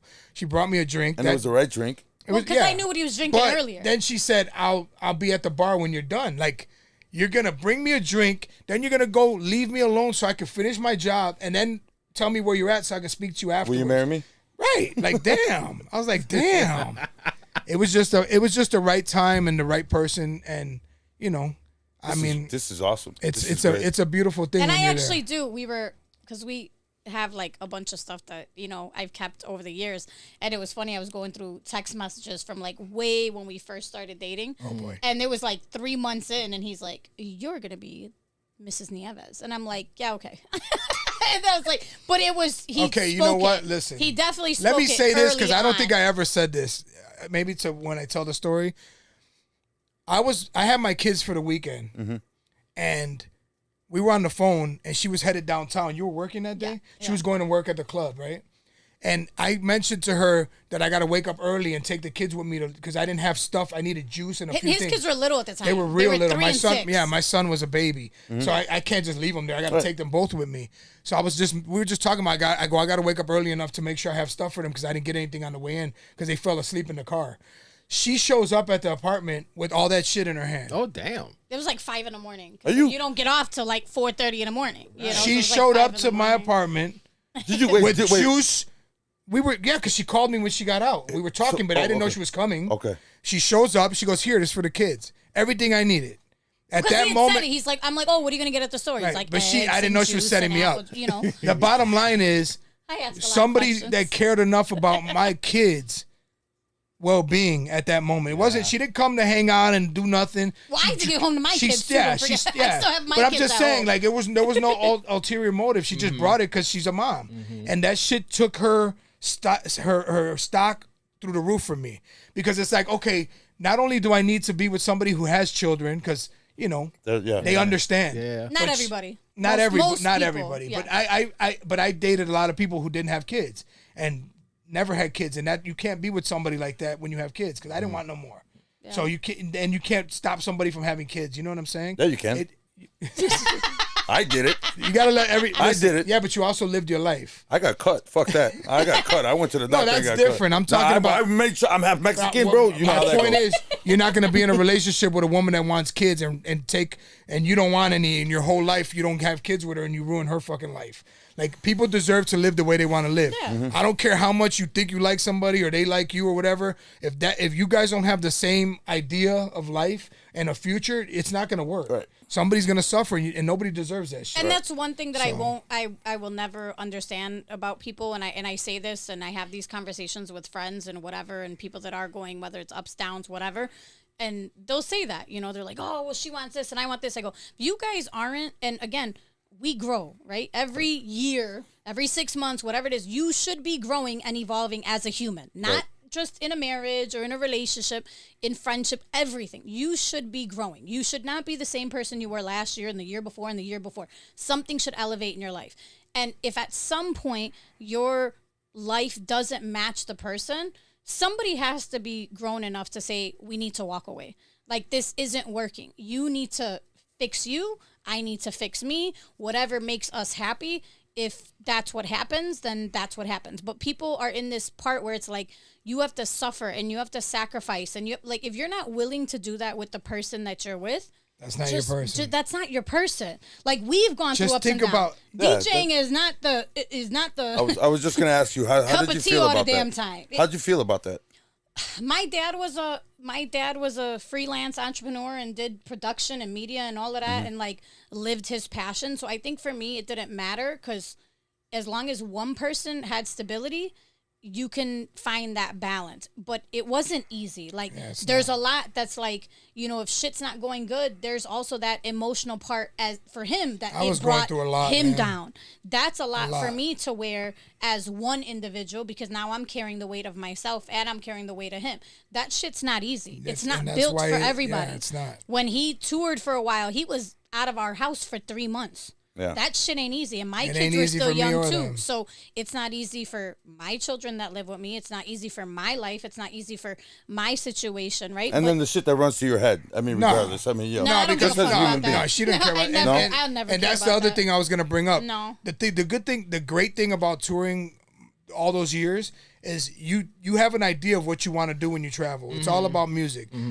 Women end up being around. It changes the way you look at shit. But when you experience different types of travel, you get to a certain point when you're older, you're not looking for quantity, you're looking for quality. Yeah. And that shit separates, so you could go a year, 2 years where you're like, because in the beginning traveling could be fun. Yeah, but it's like towards the end, That's all what these people all these always girls say. like you. It's Nah. like, oh, I want you, like, you know, you just, but you don't want that, because out of everybody you hung out with, maybe one person stands out, and then the next time you somebody stands out, it takes like 6 months to meet somebody like that. It's just it's an experience I wish every man would go through, because you would be prepared for a real life after a while, because you realize that there's no substance in it. Yeah. You know, it's really not. You could do something for yourself that you don't need to do with a woman if you really want to stay away from that type of shit. You know what I mean? That's true. You don't need a woman every. You don't want to meet that woman at the club, dude. You That's the don't- last and thing what- I did. It too. doesn't matter where you meet them. It matters what type of person what type of person they are. Because him and I could have met in a club. Yeah, we could have met at the strip club. She worked there and I DJ'd there. Wow. You know what I'm saying? And that wouldn't have made her that she wasn't a stripper. Right. You know, and even if she was, that doesn't make her bad either. It Right, just depends no, on right. what you want, what you deal with. But he you walked know, past me, and we talk about it all the time. I was at the door. Didn't even never know. saw, never. And I go, you probably walked past me. Like, oh, I'm DJ. I'm like, all right, bye. Yeah, pretty much. Yeah. because I always say hi to everybody. me. I'm like, I talk to whatever. security. Me I too. always say, Like, hey, I'm- how you doing? I'm DJing tonight, and And know, that was it. people It are was like, other "All than right, go that. ahead." What am I gonna say to you? Like, Yeah. I don't have shit to say to you. I'm not walking. You past said- the You got a booth, chip on your shoulder, so- You you know said that? I'll I be your like that, future though. wife. That's what No, you said. it's just You're she said, black. I'm gonna think marry too- you. What?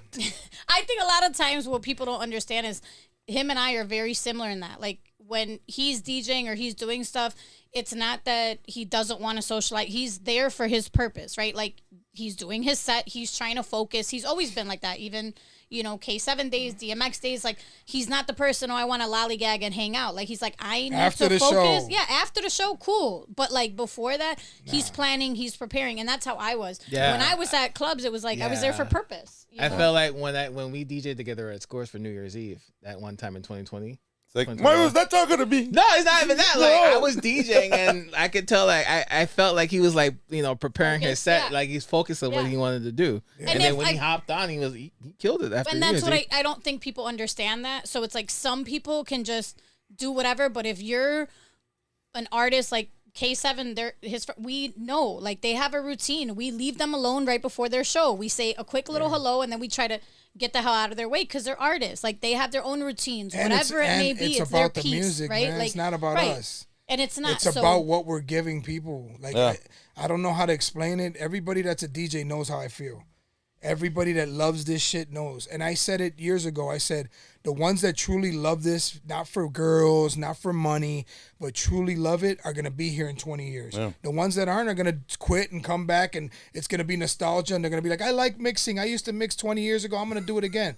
I never stopped. I have breaks. I had plenty of breaks. Everybody had because breaks. if you're not making money DJing What's and you life? can't pay your bills and you're an adult and you don't live with mommy and daddy, you're gonna have to pay bills. Yeah. And you're gonna have to do things that you probably don't want to. I was an elevator constructor.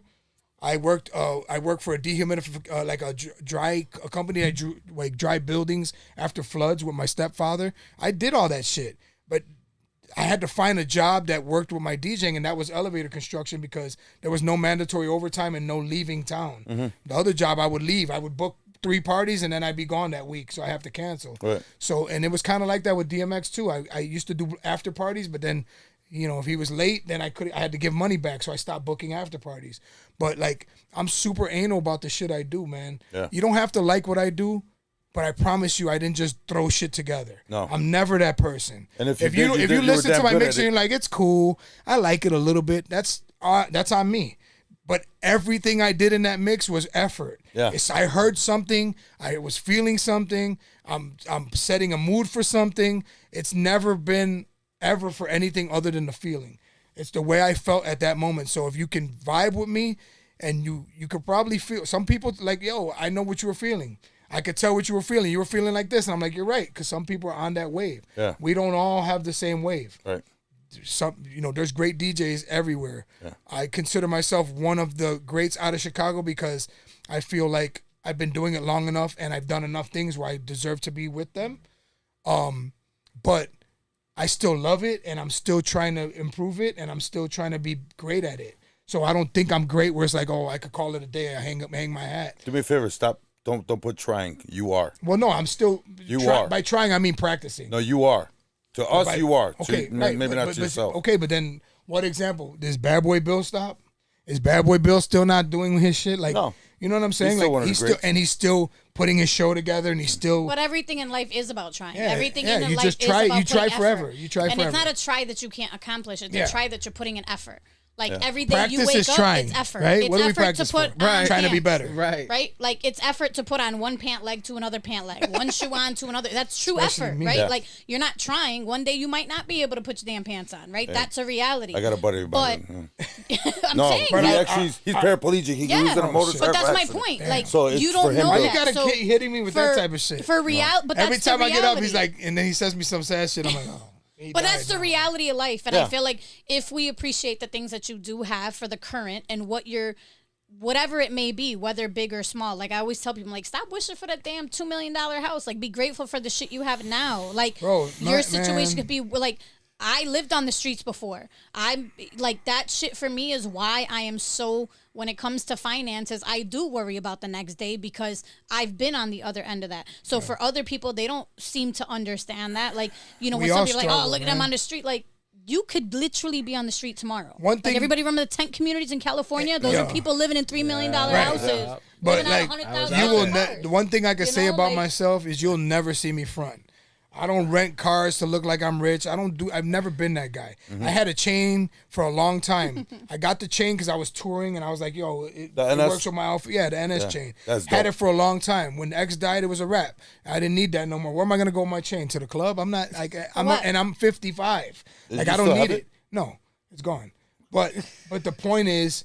That was a Like, badass chain. It was. Yes, it was yes. great. It was great for what. But it served its purpose. That's not who I am anymore. You know what I'm saying? Right. And at the end of the day, bare bones, bro. I'm a fucking DJ. Sweatpants with holes in them. A fucking dirty ass shirt.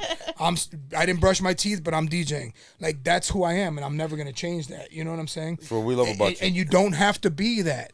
There's There's guys a who lot- care about there's a their lot outfits more than the way they emphasized. put songs together. You know, you're worried more about if, you know, your hair's lined You're up worried right about versus likes over what it your is. actual fucking product. Over talent. Yeah. Yeah, So, like who said that? Pound said that. When No, he that was on the DJ show. Envy with his Jordans. No, He can't crease the Jordans. No creasing on the Jordans. He floats everywhere. why Envy gotta keep getting hit here? Pa- bro. right. He's- Envy out here catching strays. But He Pound- catches every. He's a He's down. target. He hits every address, bro. Every address of what we're talking about right now. And there's nothing wrong if that's what you want to do, but if that's all you're gonna do and you're not gonna actually be part of the craft, there's no point. Well, like you can have 100. I've things, changed. I've changed so- a lot.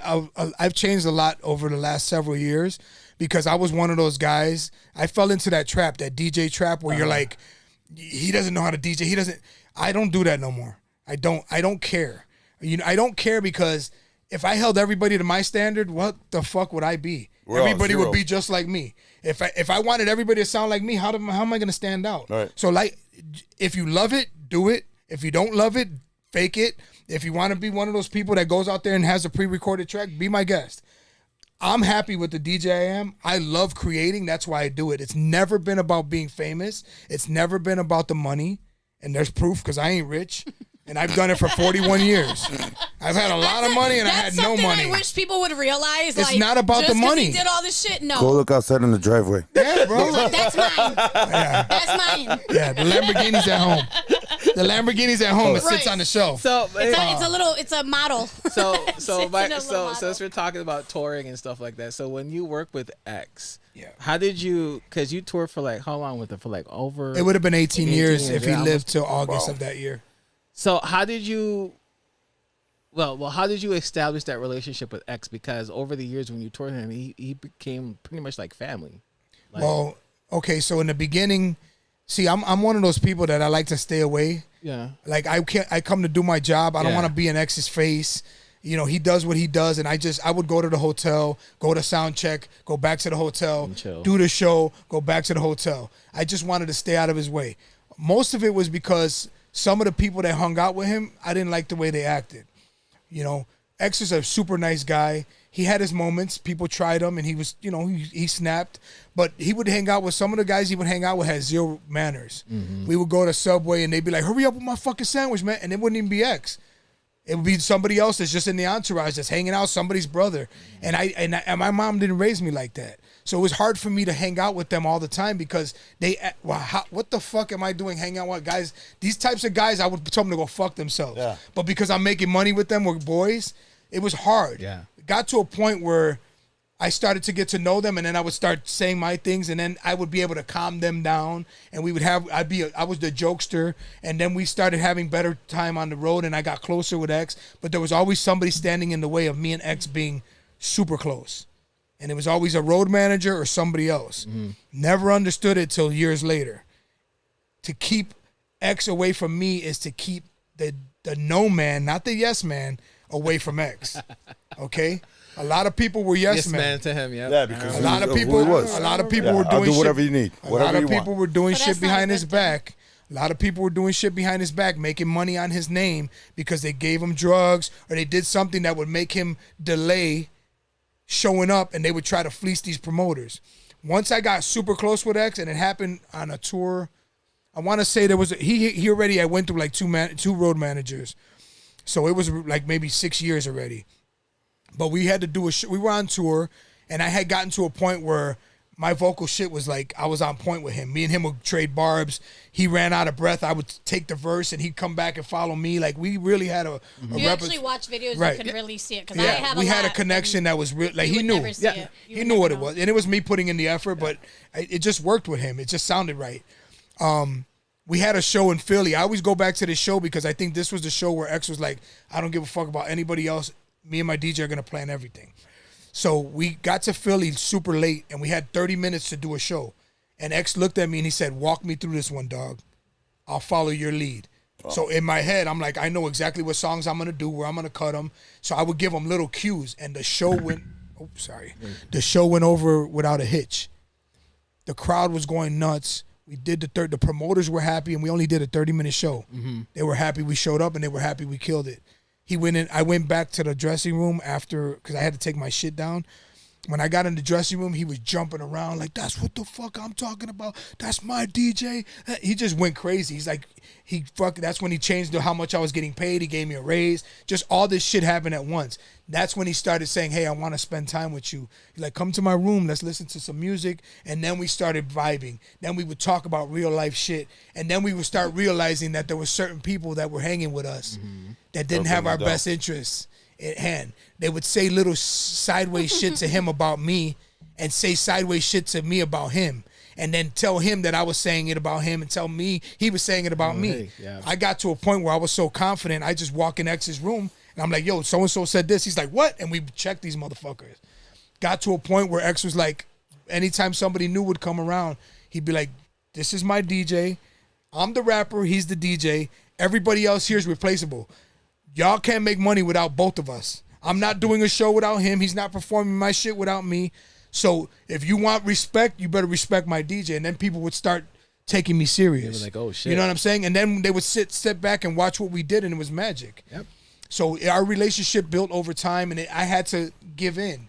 I had to have an experience with him that was driven by how professional I was, but then also understand that he gave a fuck and realize, damn, this guy really likes me. You know what I'm saying? Like, because I just try to stay out of his way. Yeah. I never went, and then I would hang out with him, and then we just had this super dope relationship. And it lasted for a good 7-8 years, and then he passed away, unfortunately. Yeah. You got that raspy voice. It came from K7. No, It came from K7. You got that. It came from You K7. got that raspy. It came from K7. Really? Bounce, come on, bounce, everybody. All that shit I had to do. Yeah. Remember, we did 2 days at the Riviera, and I didn't have a voice. I lost my voice on tour. Oh shit. So I was like so pissed I'm home, and I couldn't even do my full like voice shit. Yeah. But that all came from that, because I would, I didn't know how to take care of my voice, and I'm yelling and fucking bounce, come on, everybody, throw your hands, all that shit I used to say, and drink fucking liquor and soda and didn't drink honey, I should have been on Mariah shit. That's Mariah Carey, hot tea, fucking you got your voice. It's that tour life. That's what it is. But being around smoke, but in hindsight, and that's the other thing. Remember, we used to DJ at a club, you could smoke cigarettes in that bitch. Yeah. We used to smell like shit. Yeah. But look what it did for me. When it was time for me to back up one of the greatest voices in hip hop, I was able to hang with him. Yeah. Sometimes compliment him. Sometimes my voice worked with his so well that people were like, who the fuck? On the Jay-Z and Friends tour, everybody wanted to meet me. Everybody's like, who's your DJ? He sounds fucking like you, you know? And I didn't sound like him, but I knew how to blend with him where it sounded like him. You know what I'm saying? At least my part, Yeah. And it was great. It was a fucking great thing, and it was meant to be. And thank God, right? That was a force to be reckoned with. I think. Really? You and X were a force to be reckoned with. I think so. I mean, I guarantee you. I saw a lot of that. Every stuff. rapper That's where is that where you think he became NonStop? No, NonStop's always been. Always been. No, but you're talking about like he was like very intimidating. That's where you thought where that came from, because he was. I was K7 days. Okay, it was even before K7 days. But he's always been intimidating. Trust. Let me tell you something. I just had a bad temper. That's all. No, and no offense, but this motherfucker was swole, dude. He was cut. I mean, bro, he looked like a bouncer. He didn't look like a DJ. This motherfucker, and everywhere he went, bro. My father owned the gym. What else are you gonna do, bro? Right? You know, NonStop walked in that building because that shit would part like the Red Sea. He's such an idiot. I'm tough. Yeah, that's why I didn't meet you, because you parted. Parted like the Red Sea. Parted like the Red Sea, because she was working Entourage back then too. No, so. I used to move people. Entourage. Yeah, no, you worked at Entourage? Yeah, she worked there. We talked about Entourage last week. Yeah, we did. Wow. I had long hair then. Yeah, you wouldn't have recognized He's like, her. shit. Now look. I'm trying to think. I'm like, wait a minute. We probably crossed paths so many times. Probably, too. I know I've seen her. I'm like, damn, bro, what the fuck? But again, but if you were collecting in the box or collecting the money, and you just walk by, it's a DJ, and you wouldn't even look at the box half the time. Yeah. Because or you would just say, hi, I'm here for the DJ. I was super professional. I'm here to mix. Security, I'd be like, hey, what's up? I'm NonStop. I'm here to DJ. And they'd be like, all right, go ahead. I always introduce myself to security, especially, because you never know when shit was going to pop off. Plus, just showing them the respect. Yeah. I walk in a club, and you guys are the ones making sure I'm safe. I walk up to every one of them and shake hands. Mm-hmm. I mean, I don't know. I feel like this DJ game or just entertainment game, some people take it too fucking serious and forget that it takes everybody to make it what it is, not just us, not just, promoters have to be on top of their shit. It ain't like it used to be, but they had to be on top of their shit to pack a party, and security had to be on point to save a life. Like everybody matters that's in there, and I feel like over the years talked about that too. Yeah, even the bathroom I think attendants. those were the days that the industry parties were important, because I think there was everybody got together. It was the industry parties were that. It was like everybody that was somehow, it didn't matter if you were in the bathroom attendant, right? Like you were still part of that. Everybody played their role, and I think there was a different respect. And today, when we go into clubs, what was that? I don't even remember. One of the younger clubs. It was like a bunch of young people in there, and I was like, wow, all they're doing is on their phones. Like they don't even appreciate. We talked about that too. We talked about that too. They're just literally. Like, oh my God. Can you play this song? Yeah, it's got to be at this. Yeah, but it wouldn't even be like they're gonna get on the damn dance floor. But they don't even get on the dance floor. Like they're just sitting there in the little booth. It's different. Like, it's different. I'm glad I grew up when I did. Yeah, so do I. I'm glad. We had you know what, Mario? I say this all the time. I think as DJs, we had the best of the whole thing because we saw technology blow the fuck up. We started from all analog, then we went to CD players, then we went to CDJs. Now we're back and we're using vinyl with laptops. Yep. How cool is that? It's dope. You know what I'm saying? And hip hop was created. Yeah. You know, I was born at a time where like I got to experience all the firsts, you know? Yeah. And I remember when we all listened to the same radio station and they played everything from Michael Jackson to fucking Boy George to ZZ Top. Yeah, oh yeah. We didn't have segregated radio. That's why a lot of guys my age, like DJs and rappers, are so familiar with like Hall and Oates and all these white bands because No we had everything. We listened to it all. It's all music, you know. When you just like I just like hip hop. No, half the samples we listen to are rock samples. Envy. Half the shit. Half the shit, bro. Half the shit that Kanye sampled. There's soul or there's rock. Like, all these guys get this music from records that I used when I worked elevator construction. The thing that I thought was the coolest was I'd be in a building and there'd be like, you know, there's construct laborers there, there's iron workers there, there's us, and somebody would always have a stereo on or a radio, and they'd be playing a station I never heard, and I would hear fucking original samples. I'd be like, oh shit, that's this song. Yep. That's how I fucking heard them, and I'm like, oh shit. And I'd be like, I know that beat, I know this, I know that. And it was like the coolest thing because I would hear all this hip hop sample shit, but they were listening to their own music. Yeah. But I'm like, that's where it came from, you know? And I would hear that music and be like, it would excite me. And I'm like, that's the original, you know? Yeah, that's true. And I love music, man. and there's a lot of DJs, and I gotta hand this to a lot of the DJs from New York because they were different from Chicago, regardless, and especially the hip hop DJs. And I'm sorry, but I would almost consider you almost like a New York style DJ.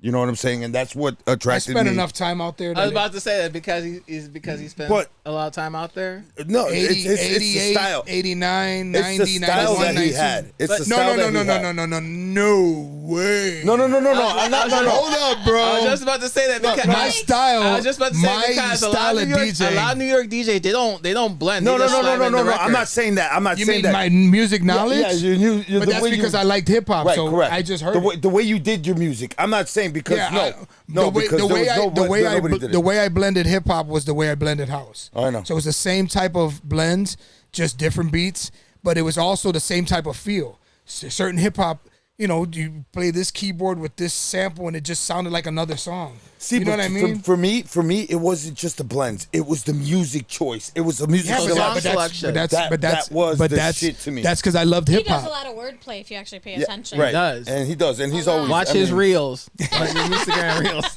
I mean, dude, I used to watch. I don't know what if your studio now at home, but I saw when you got down there and you were doing your live shit. Yeah. Yeah, and you would just mix and create shit. Yeah, That's so dope. the thing I spend the most time doing, other than making my mixes for radio, is trying to come up with remixes. Old shit that I just and it's so much easier now. But I make a lot of them, and some of them are really good, and some are just cool for the night. You know, I always picture shit like a lot of the R&B blends I do. It's like a dry beat, and then they're singing R&B over it. But the way I picture that is like Mariah Carey just walked in my club. And it's an all hip hop club, but she just wants to hear beats. And I'm playing a beat, and she decides to sing one of her songs over that beat. It's not the original, but it's her over a dope ass hip hop beat singing a song. Right. Some of it's just that, but other shit is these keyboards match the hook. You know, it just depends on what it is. But that's what I'm always doing. But I did that in house when we used to do "Said You Were My Lady." That shit was exactly what I do in hip hop. I learned that from house music. Right. Oh, I'm trapped. All that shit we did, all that shit we played acapellas over. It's the same thing I took into hip hop. It was just the same DJ, different music. I remember that you did an interview a long time ago, and actually, Envy used it. I'm not bringing him up because he's Envy, but no, actually, I was engineering his tape. His what the fuck was it? The Martial Law tape. Martial Law. You heard the Martial Law mix that he did? I remember it. Well, Martial Law. Remember, I don't know if you remember, but he was just like, I want to take this little clip of the interview that you did with somebody. And you were like, Chicago DJs are the best. Oh, that was the hip hop DJ hip hop documentary, Chicago hip hop. I forgot. Yeah. It was a Chicago. It was a documentary about Chicago, and I was just That's how I feel though. Yeah, no, I said Chicago DJs to me are the greatest DJs. Now I was talking about the guys that came before me, and I'm not putting anybody down that's been out since I've been out. I'm just talking about the guys the Kenny Jason, Julian Jumper Perez, Scott Sills, Mickey Oliver, Farley, even Fast Eddie, the guys like Mike Hitman Wilson, like those people are the epitome of great DJing because those guys can blend records and walk away and the shit blends, right? Yeah.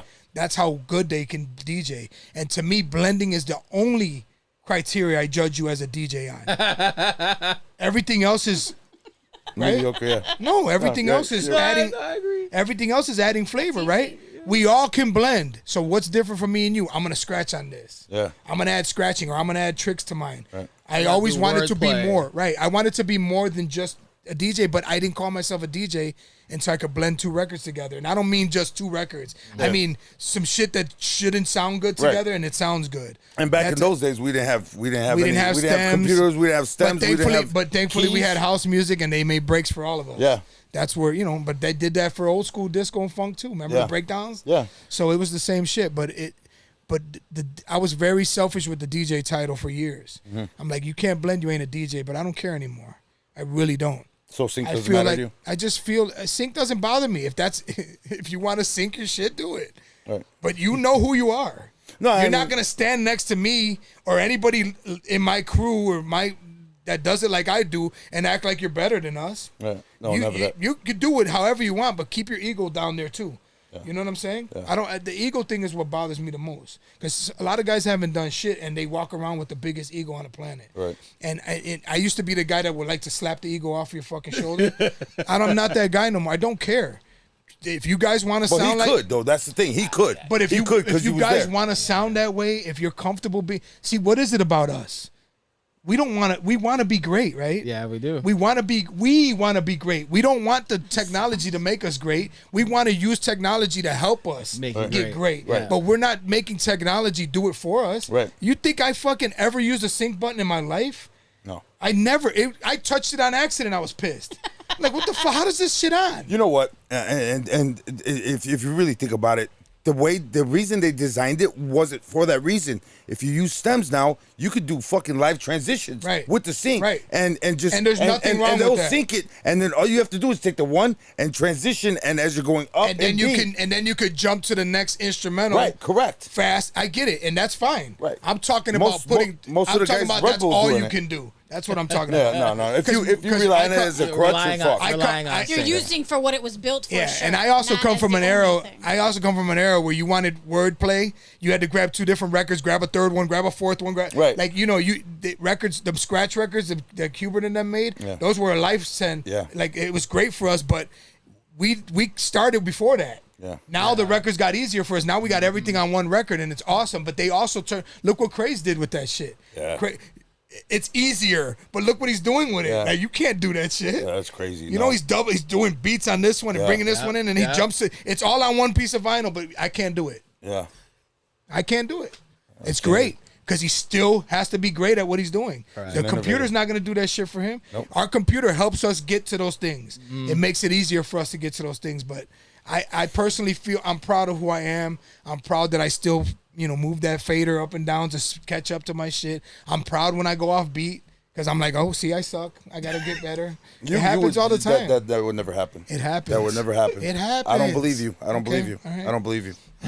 You're a god. Sync button now. You're a god. All right, I posted something a while back where we were discussing. If anyone had any questions for NonStop, drop them in the comments. There's actually a lot. I've been reading. There's a lot of questions here. But I have a few more questions for NonStop. So everybody else's are gonna have to wait. Sorry. Especially the ones that I normally ask towards the end of the DJ. So you did the touring for K7. You did the touring for DMX. You got off tour.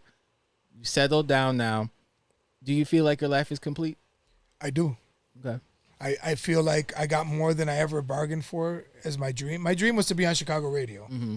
This is my 23rd year. Jordan. Damn. This is my 23rd year on Chicago radio. It's the city I love. The city that no matter how many offers I had to do other shit and live in other places, I couldn't leave for many reasons. But the number one reason I just always wanted to be great in my city and be one of the guys from Chicago that rep. First of all, my two proudest things was being Puerto Rican and being from Chicago. I wore that shit like I was the shy Rican. I wore that shit every time. Every time K7 introduced me, my DJ from Chicago, and I'd have Puerto Rican shit. Like, you know, there was 3 Puerto Ricans and 2 Dominicans, so they knew we were Puerto Rican 90% of the time. But it was just the thing I was the most proud of is that everybody I worked with was from New York, but I was from Chicago. Hey, wait a minute. So for me, it was like, there's a Cuban flag in one of their videos. What the fuck's that about? Then? What Cuban flag? There's a Cuban flag in one of their videos. Maybe there was Cubans there. Maybe we're in Miami. I don't know. Hey, I don't know, bro. Wait, I'm not discriminating. The fuck? I'm just talking about who I am. Right. I rock with everybody. Right. No, but it's, you know, it's just one of those things. Like, I always wanted to be a representative of Chicago. That's what made me proud. Where I came from, all my friends, because it's what made me. It literally made me. Chicago DJs made me DJ. It was Kenny Jason first. Then it was Julian. Then it was Bill. And it was fucking Lugo and Pablo and Jesse De La Pena and Pumpin' Pete. Like, over the years, Sly Hula Hula Fox. I would have never met TK without him. You know, he believed in me enough. I was in his cutting crew. Like, it was just, you know, it's you know, it takes a village. Yeah. It takes a village. It's your personality. It's your skills. If people like you as a person, if they think you're cool, and then you're dope on turntables, like, you're pretty much gonna work with everybody. You know what I'm saying? And that's kind of how it was. And it was just, I always say it was luck, the right place, the right time. And you're right, it isn't luck. It's meant to be. Meant to be. But I worked hard for that shit too. K7 didn't go, I want you to be my DJ because I was learning how to DJ. It was because I was already great at it. Yeah. And I could scratch, and I could scratch at that tempo, and I cut on records, and I could do backgrounds. It just worked. And then DMX was just another thing. And I was doing open mic nights with Jesse and Pete at Blue Groove Lounge, and you know, I used to take out the, you know, Shy Ill would be up there spitting in Prime. They'd be rapping an open mic, and I'd be taking the music out the same way I did it for DMX. Same way I did for them, I did it for X, and it gave me a job that lasted 18 years. Crazy. You feel me? So bro. It's being in the right place at the right time, but also giving a fuck. You have to care. Look at Pamp musically. Look at Bear. Look at the guys that have come out of this fucking city that don't live. Some of them don't live here anymore, but look at them. Like, look at what Bear did with the books. Yep. He's got, you know, I want to be a DJ books. Like that. How amazing is that, bro? Who thought about that shit? He thought about it. Yeah. You know? Yeah. Me over the years telling stories. I come home and I'm telling all my cousins, my brother, God rest his soul, telling them stories. And they're like, damn, this is like a movie. Yeah. Well, it's like you said it. A lot of people have said it to me over the years, like, you should write a book. Well, I am. I'm going to talk. It's going to be an audio book, and then we'll transcribe it into paper too. But I feel like to tell my story and the story of my experiences, my voice and my passion and my surprise, and I'm the only one that could articulate that. I can only do it. I can only do it talking. I can't do it writing. I just can't. Yeah. You know, I can't emphasize things and how nervous I was, and you know, when I thought I was going to lose my life or they were going to, you know, kidnap us in Africa. Like, you can't. Somebody else can't write that, but I could say it, and I could tell you how fucking scared I was. I don't like reading anyways. I'd rather listen to an audiobook. But I feel like it's great too for like my ancestors. Like, it's something that'll be documented in my voice, me telling my story that my kids and their kids and like forever. You know what I'm saying? So I do want to tell it. I'm obviously going to tell my stories. I'm not going to talk about everybody else's life because that's not my business. Yep. But I'll just tell my journey, and you know, whoever wants to hear it, it'll be available, and whoever doesn't, cool. But you know, I'm blessed. I'm still blessed. I mean, look at my life. The best part of my life is happening now, and I already did all that shit. Yeah. You know what I mean? I get to live and be a normal guy, come home to a beautiful wife and kids, and hang out with family. And you know, my dad's alive, my mom's alive. I'm lucky, man. I'm very lucky for that. I got cool ass cousins. I got 2 cousins that are great DJs. You know what I'm saying? I got my cousin Javi's a fucking entrepreneur. Like, I have a lot of things I'm grateful for. I lost my brother, and that's always going to be something that hurts. It never goes away, but you know, I feel like I'm doing right by him too. He thought I was the greatest thing since fucking Jazzy Jeff, or since fucking Primo. Like, my brother always held me on a higher pedestal. You know, that's so dope. I just keep it real, and I appreciate everything, man. I don't care. Like, I don't need to be famous. I just want people to listen, and just listen. Don't look at me. Don't fucking check for me. Just listen. find something of mine that you like. Because if you feel it like I feel it, man, there's certain things, man, when you get that feeling, you know what it is. You've done it. You've done it. Yeah. When you do a certain blend and you're like, God damn, that The was first time I saw you, I got goosebumps. That ass. Yeah, but that's because you weren't sure if you wanted girls. No. Whoa. Wait. Hey. Remember that conversation we had earlier? Wait, remember that conversation we had earlier?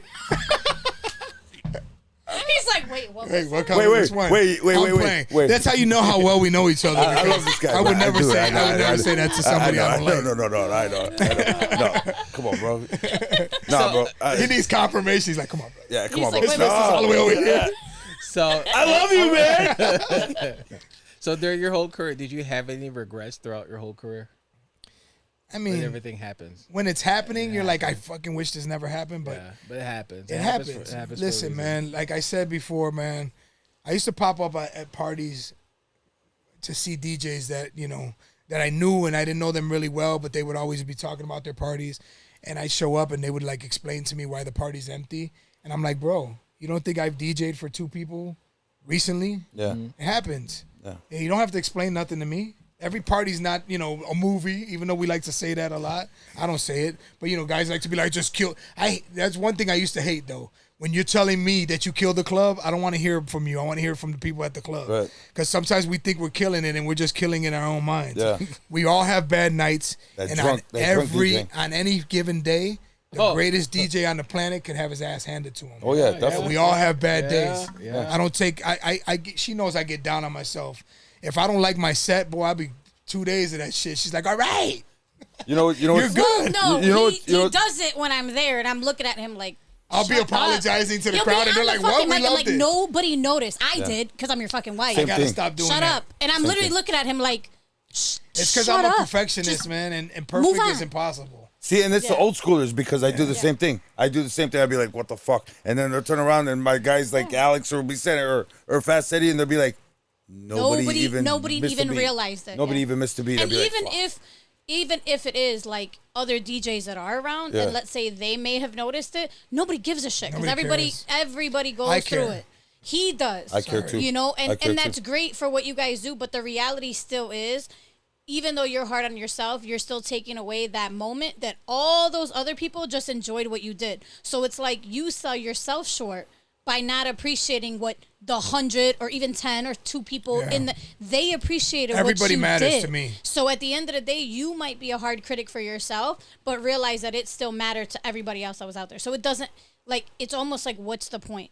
Like, I can have a bad day, but the reality is it still mattered to somebody else. So even though I thought I had the worst day or whatever it may be, it still mattered to that other person. And take that And- away with whatever you do.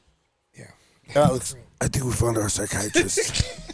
I get that a lot. I definitely think we found our I psychiatrist. definitely I think we found found mine. a psychiatrist, Hey, bro. we've been looking But for- I am a we- very big asshole when I say things because sometimes That's I'm what we. like, That's what we "Bro, need, though. you're a That's what we grown-ass need. baby, shut the fuck up. We've been Like, looking for one for the next. past 2 seasons. So Next. You're fucking. Like- You're fucking hired. You're hired. You're hired. You're hired. Damn, now I'll never Because- see you.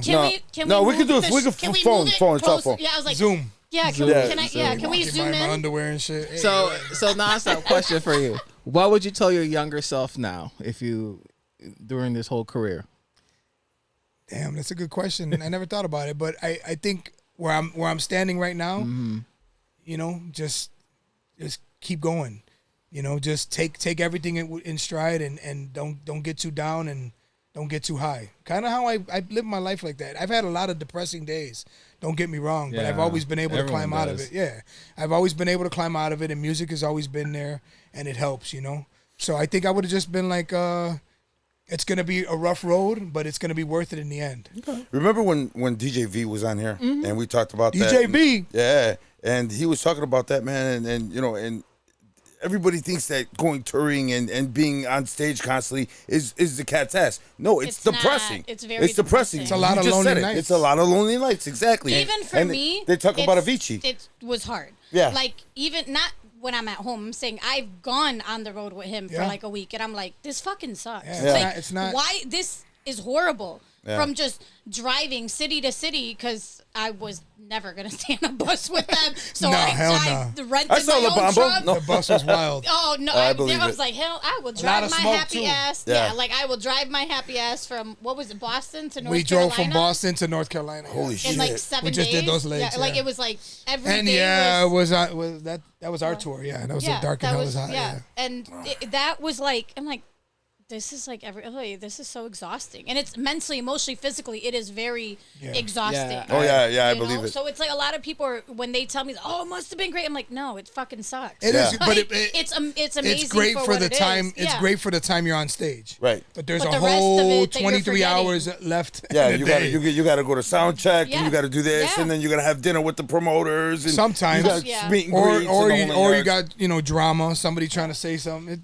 Rap is different. It's a But I even, know, on, but I even know. on tour, it's like getting from one city to the next, and it's like the show is literally the next Soon as day. we get there, and it's like it's going there's, on stage. There's no time. There's nothing. Like there's no time to like not to be funny, but like to shit in peace. You No, know you're what I'm right, saying? you're right, Like, you're right. You're like, dude, you better hold your butt cheeks, homie. Yeah. Like you gotta go on stage. You're like, bye, have fun. That's what it is. but if But it's they a- won't hear you fart over the music. You'll be all right.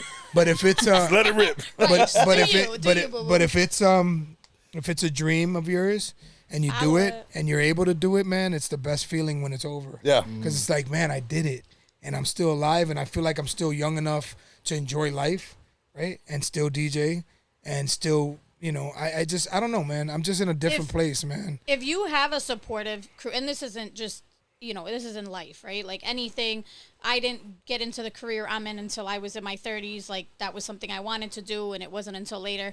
But I tell people all the time, if you have a support system, and that's not necessarily like your relationship, it could be family, it could be whatever.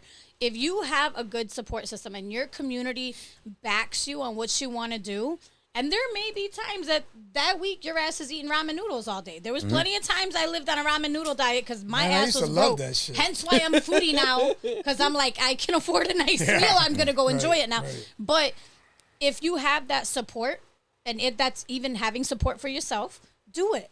Like life is too short for everybody to be like, oh, I'll do this in a few years. Yeah. Oh, I'm going to wait till my money's right. I'm going to wait till I'm settled. I'm going to wait till this. No, there is... Like today is, if you want to do something, do it. Like you have a dream, figure it out. Like do it. If that means you got to lose your 9-to-5 job and you might be living out of a box for a little bit, then downsize and do it. Sell the stupid ass car, sell the Jordan collection, sell the whatever the hell you got She was that you joking, need to Evie. make. But like if you want to make your dream truly passionate and you have to sacrifice certain things a in sacrifice. life. It's a sacrifice. Jim Carrey just talked about that too. He was homeless. It's a fucking sacrifice. He was homeless. Right. He was Bro, let me homeless tell you before. To something. make your dreams. You Yeah, could to be make the your most dream outgoing come. person in the world. You start traveling by yourself and you're in your own mind for fucking 10, 12 hours each time. You start to be like antisocial almost. Yeah. So for me, it was like being on stage was everything. Even sound check. DMX started doing sound check with me and we would perform like fucking 5 songs and people would be cleaning up the place, getting it ready, and they just be like, oh my God, I can't believe they're doing this. Yeah. And we go all out. Like he'd be running across the stage and we just go. Yeah. And it was just because that was for us, that was that moment, Yeah. And for him, everything leading up to that was a pain in the ass. But when he got on that stage, it was like, Took all the problems away. Yeah. it definitely. was for that hour, sometimes longer. It was magic, Right. So I got a couple. Well, there's a couple more people. There's the people in the live stream that had a couple of questions for you. Yes, sir.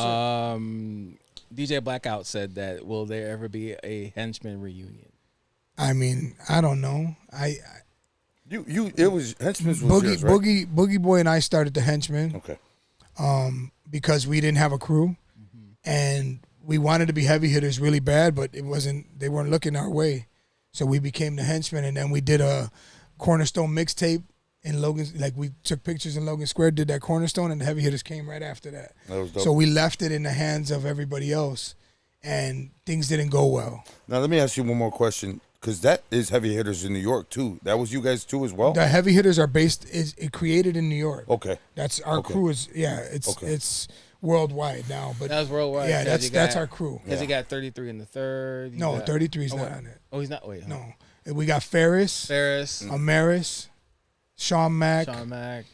Mike P, Timbuktu, rest in peace. Myself and Boogie from Chicago, and then we have Then you had We got you had 35 or 40 in New York. You know. But I think it's pretty dope though. Like we have DMX's DJ, we have Biggie's old DJ, we have Ludacris's DJ, Wiz Khalifa's DJ. What's the other guy's? What's cute? Quiz's DJs for wow, man, I forgot his name. The white rapper with the, Eminem? looks like a model. Fucking Machine Gun Kelly. Machine Gun Kelly. No, he don't. Machine Gun Kelly did a song with X, but he don't look like a model. Not well, I guess he does. Yeah, he but kinda no, does. more clean cut. Oh man, I forgot his Logic? name. No, He said white rapper. he did the song with Cardi B, or Cardi B did Jeezy. Jeezy, we got Oh, Jeezy, yeah. Quiz is Jeezy's DJ. So we got, and then Felly Fell, like Felly Fell's big time. Yeah, Camilo, Felly. like we got a dope ass crew of Camilo. guys, man.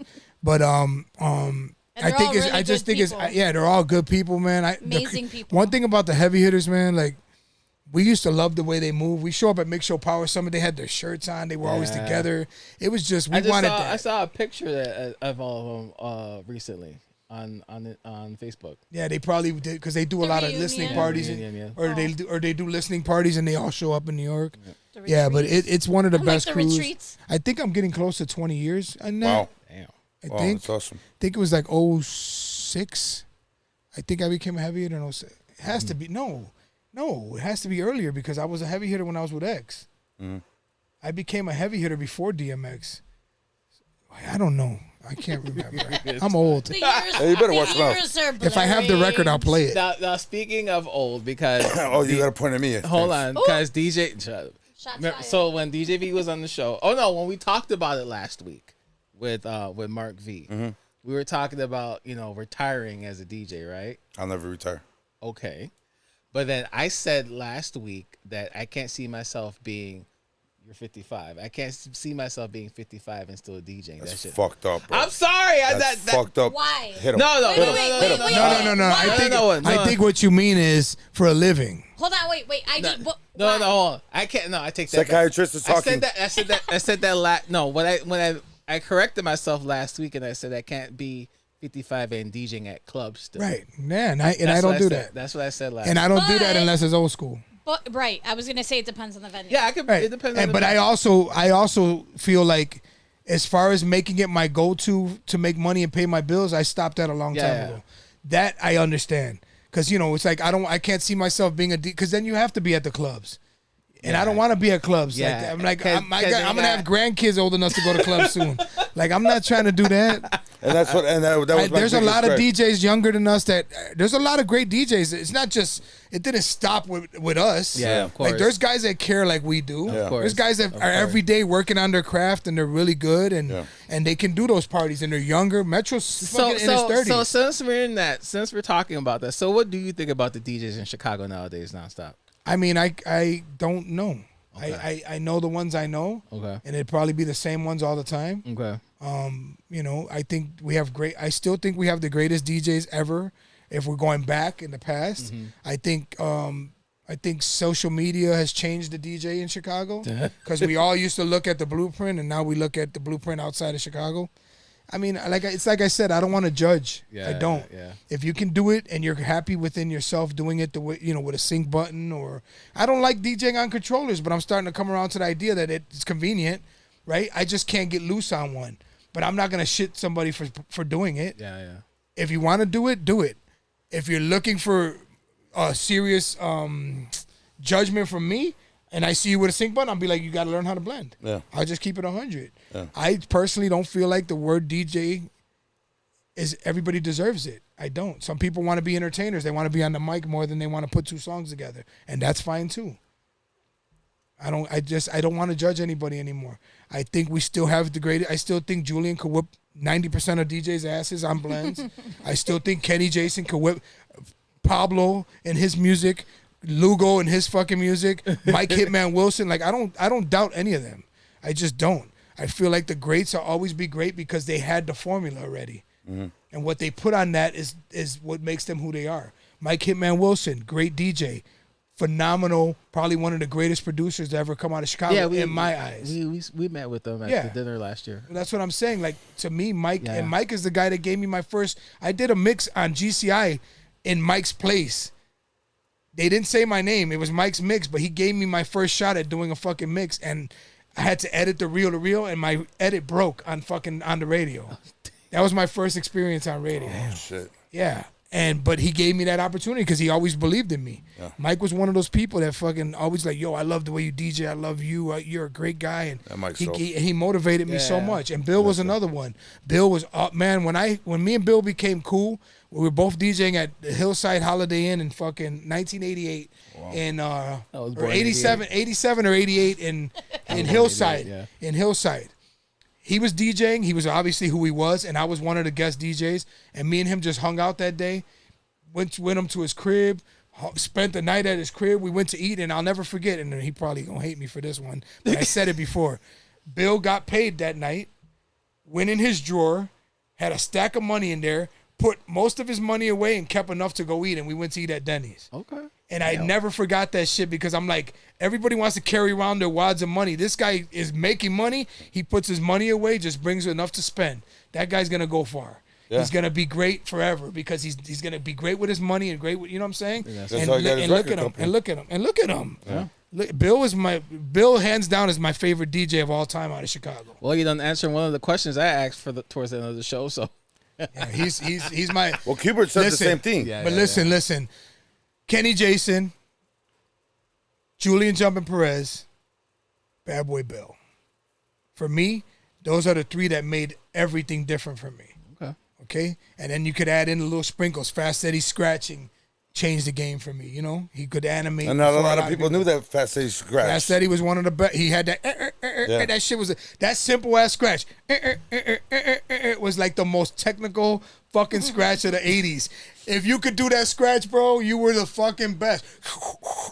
It was like it was so simple. But it changed the game. It changed the game. It raised, and then Tony Batoy, how can he not be one of the most important people in my life?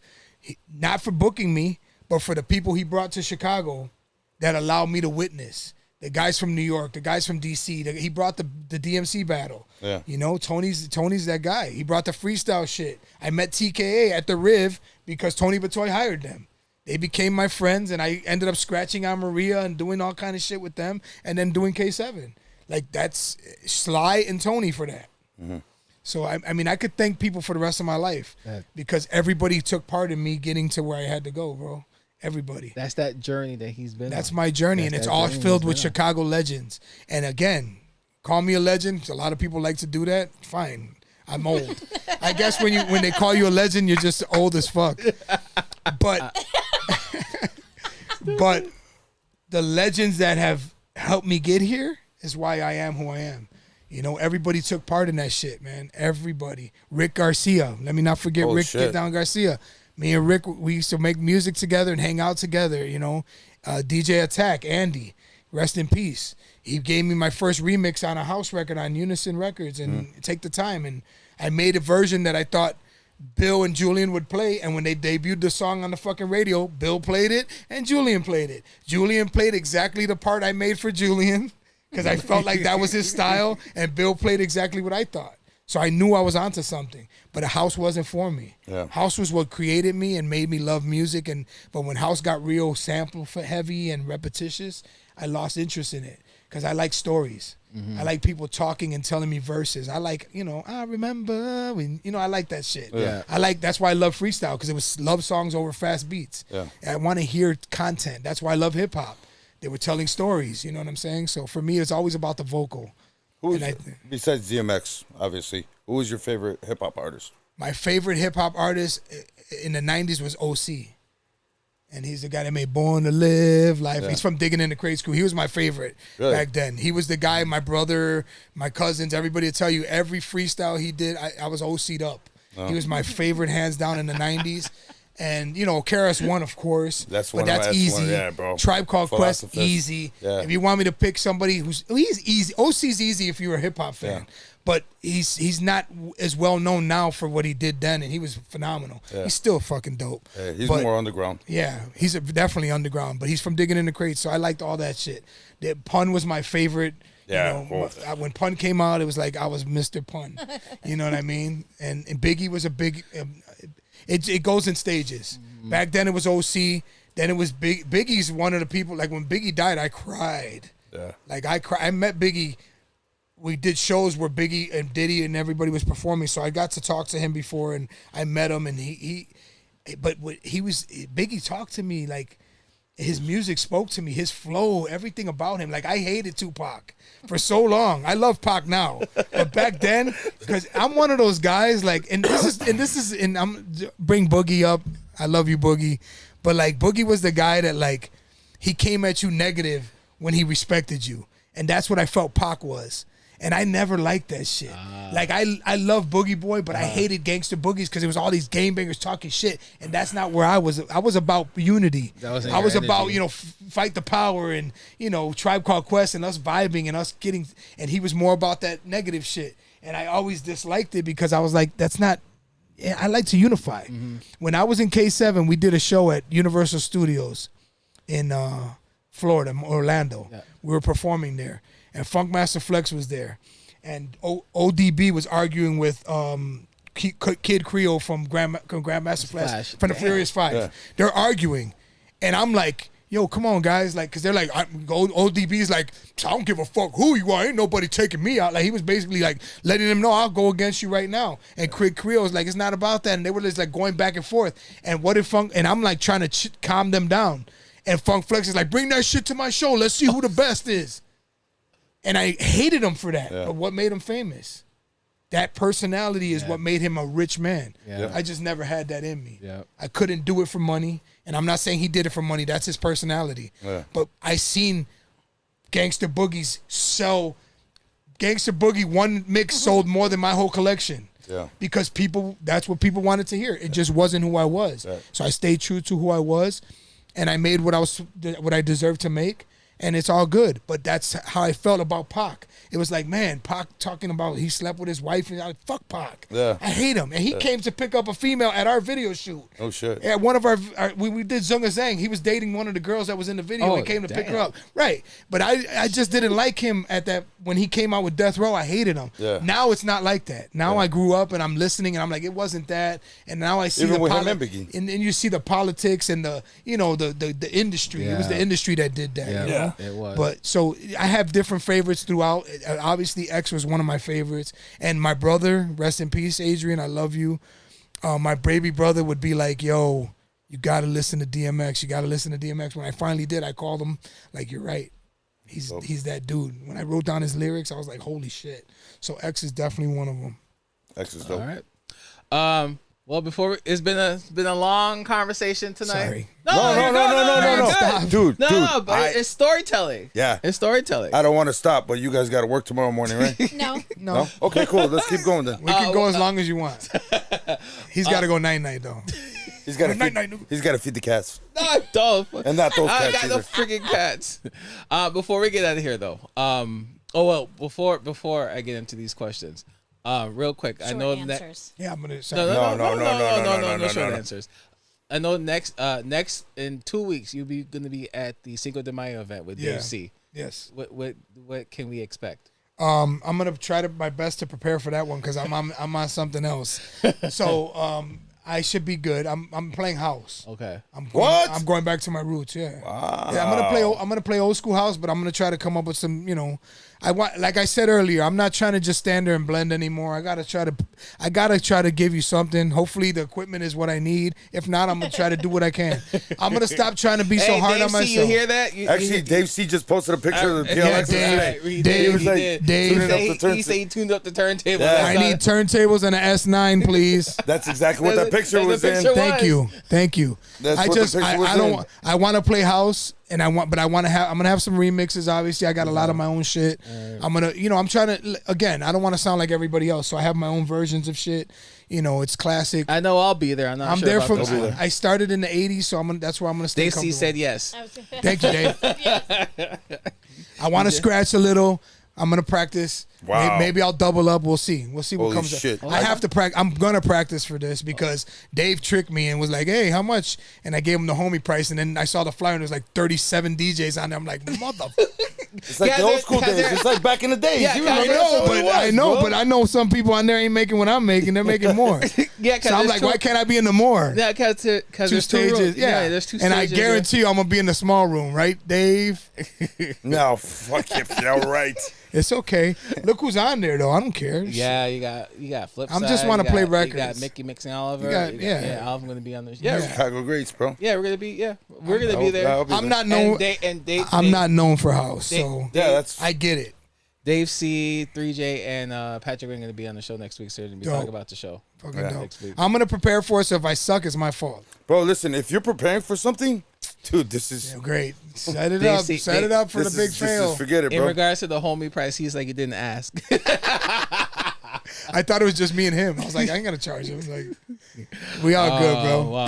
All right, so before we get out of here, we always ask our guest DJ some questions. So we're going to ask both of you guys some questions towards the end of our show. So Wait, did anybody else have a question on there? I don't I think don't want to be. Oh yeah, there was a lot of questions, man. You sure there was? 'Cause Yeah, that- you're gonna have to go back because my phone only goes Oh. back so far. really Yeah, out. because Sorry, you I have to- talk a lot. No. No. This is No, amazing. because I went through what Black Guy was asking. He was asking if you're gonna have the henchman reunion. Oh yeah. And then I don't know nothing about that. and then DJ V was pretty much we were talking about be older being DJs as you get older. So we talked about that. I think that was all the questions Okay. that was All right, on cool. there.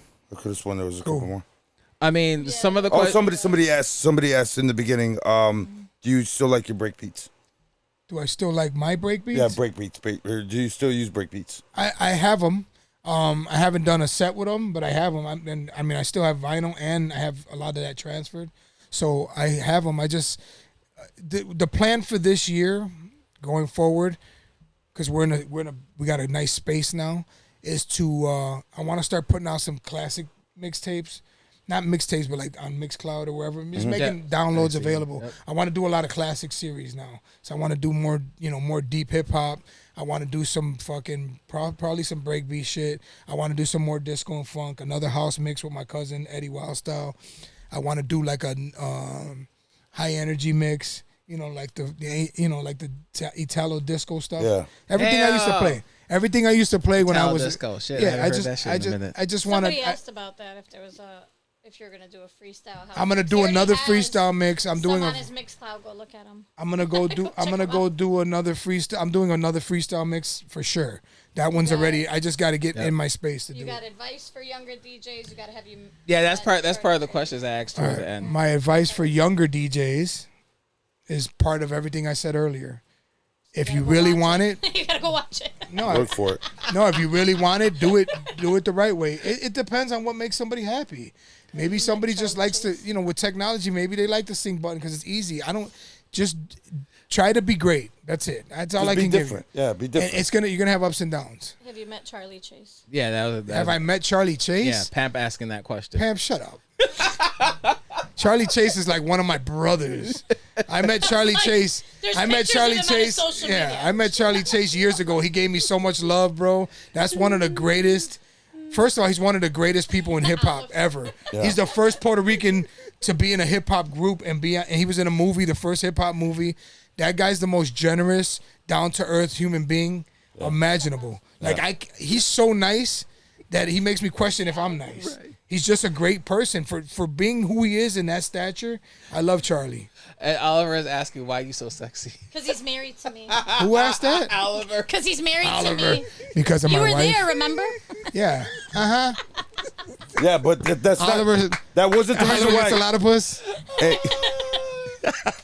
That wasn't. Oliver, we need to have lunch / dinner / Hey, whatever. but that meal, wasn't the reason remember? why you gave me goosebumps either. So don't get excited. what part? Remember what you said earlier? I don't know what I said. Because I was like, bro, the first time I saw you, you gave me goosebumps, and it was like because of my looks, right? Oh no, I didn't say that.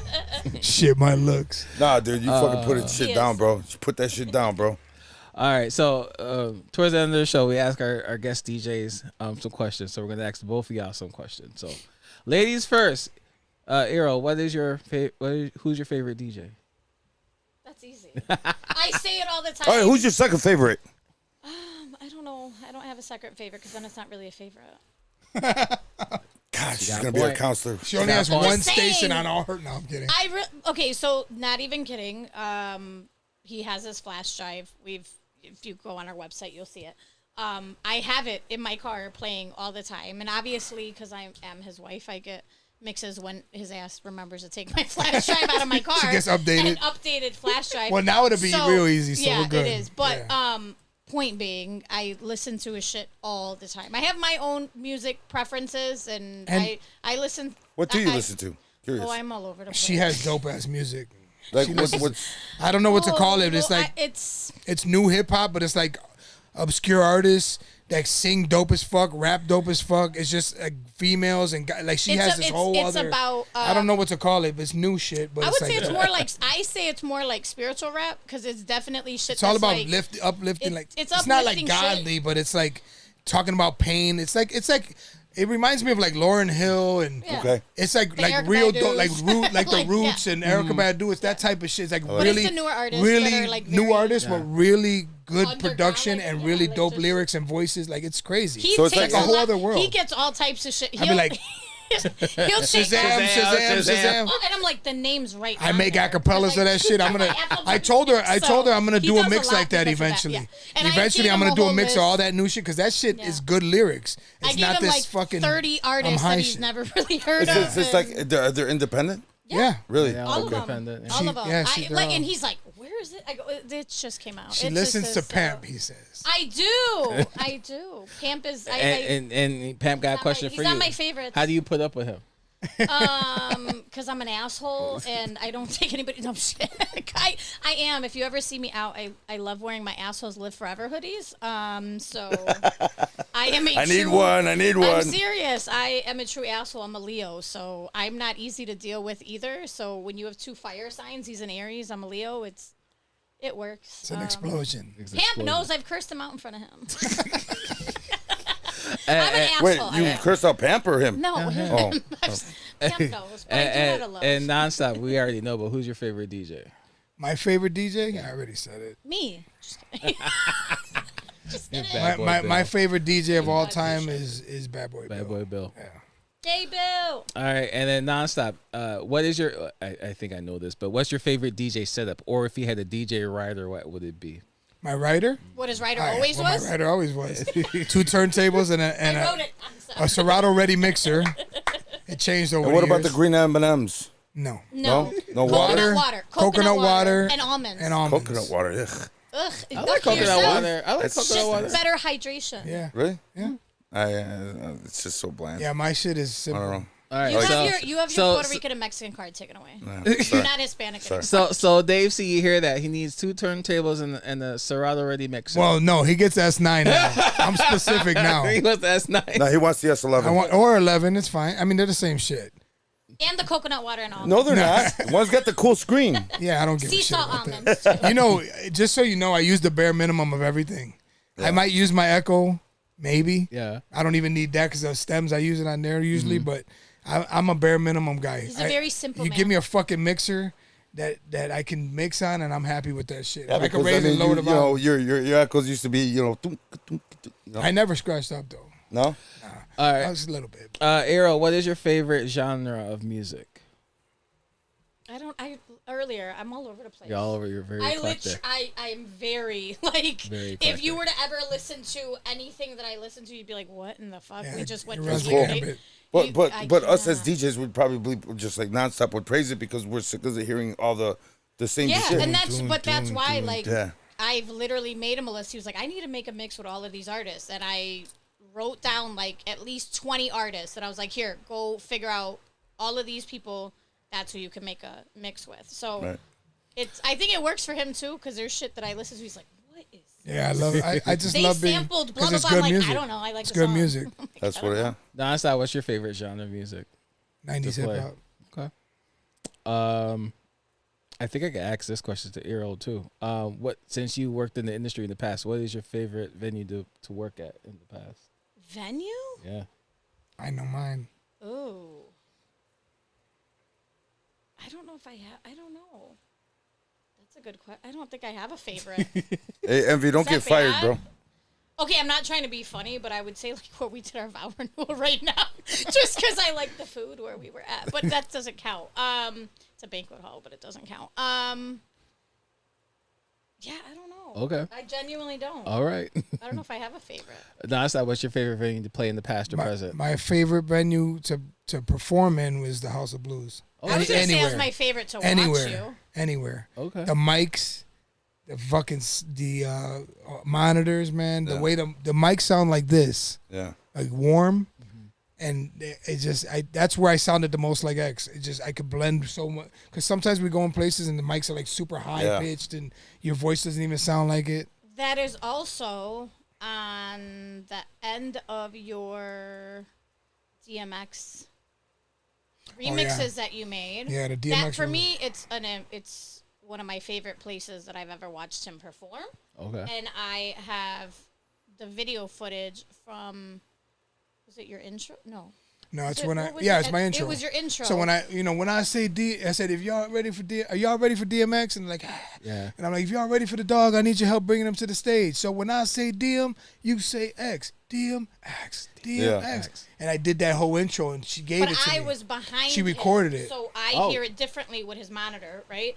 So you hear it differently, and when he was making.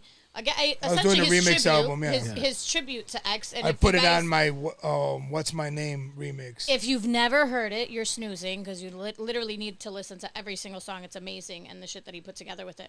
But at the end of it, he actually has it makes me cry all the time because it's literally like he uses it, even though it was his intro, he uses that. And towards the end of the song. So he's doing What's My Name, and I did... and he kind of like fades out from it, and it's very emotional for me, because I remember seeing it. I used Encore. Yeah. I slowed down Encore by Jay-Z. Oh, yeah. So he's like, when I say DM, y'all say... So it's like... X, DM, X. Yeah.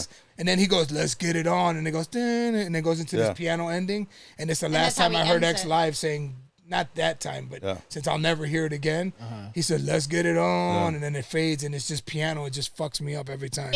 I was listening to it this morning on the way to work. It's very, very, like, and especially for me, because I've always seen that interaction, like, we've ate with him, like, it's a different relationship your family now. From an outsider's perspective, and so for me, it always means a lot, because even when he was making that, he was... looking at, I go, no. I have the best one. She one. sent it to me. And I sent it. I chopped it up and put it in there. And when I heard it, I started crying because it's just like, that's the last time we were going to hear that together. And it was in Chicago. So it was for Chicago. That, it was even more important. And it was at House of Blues. Wasn't it my birthday weekend? No, that was New York.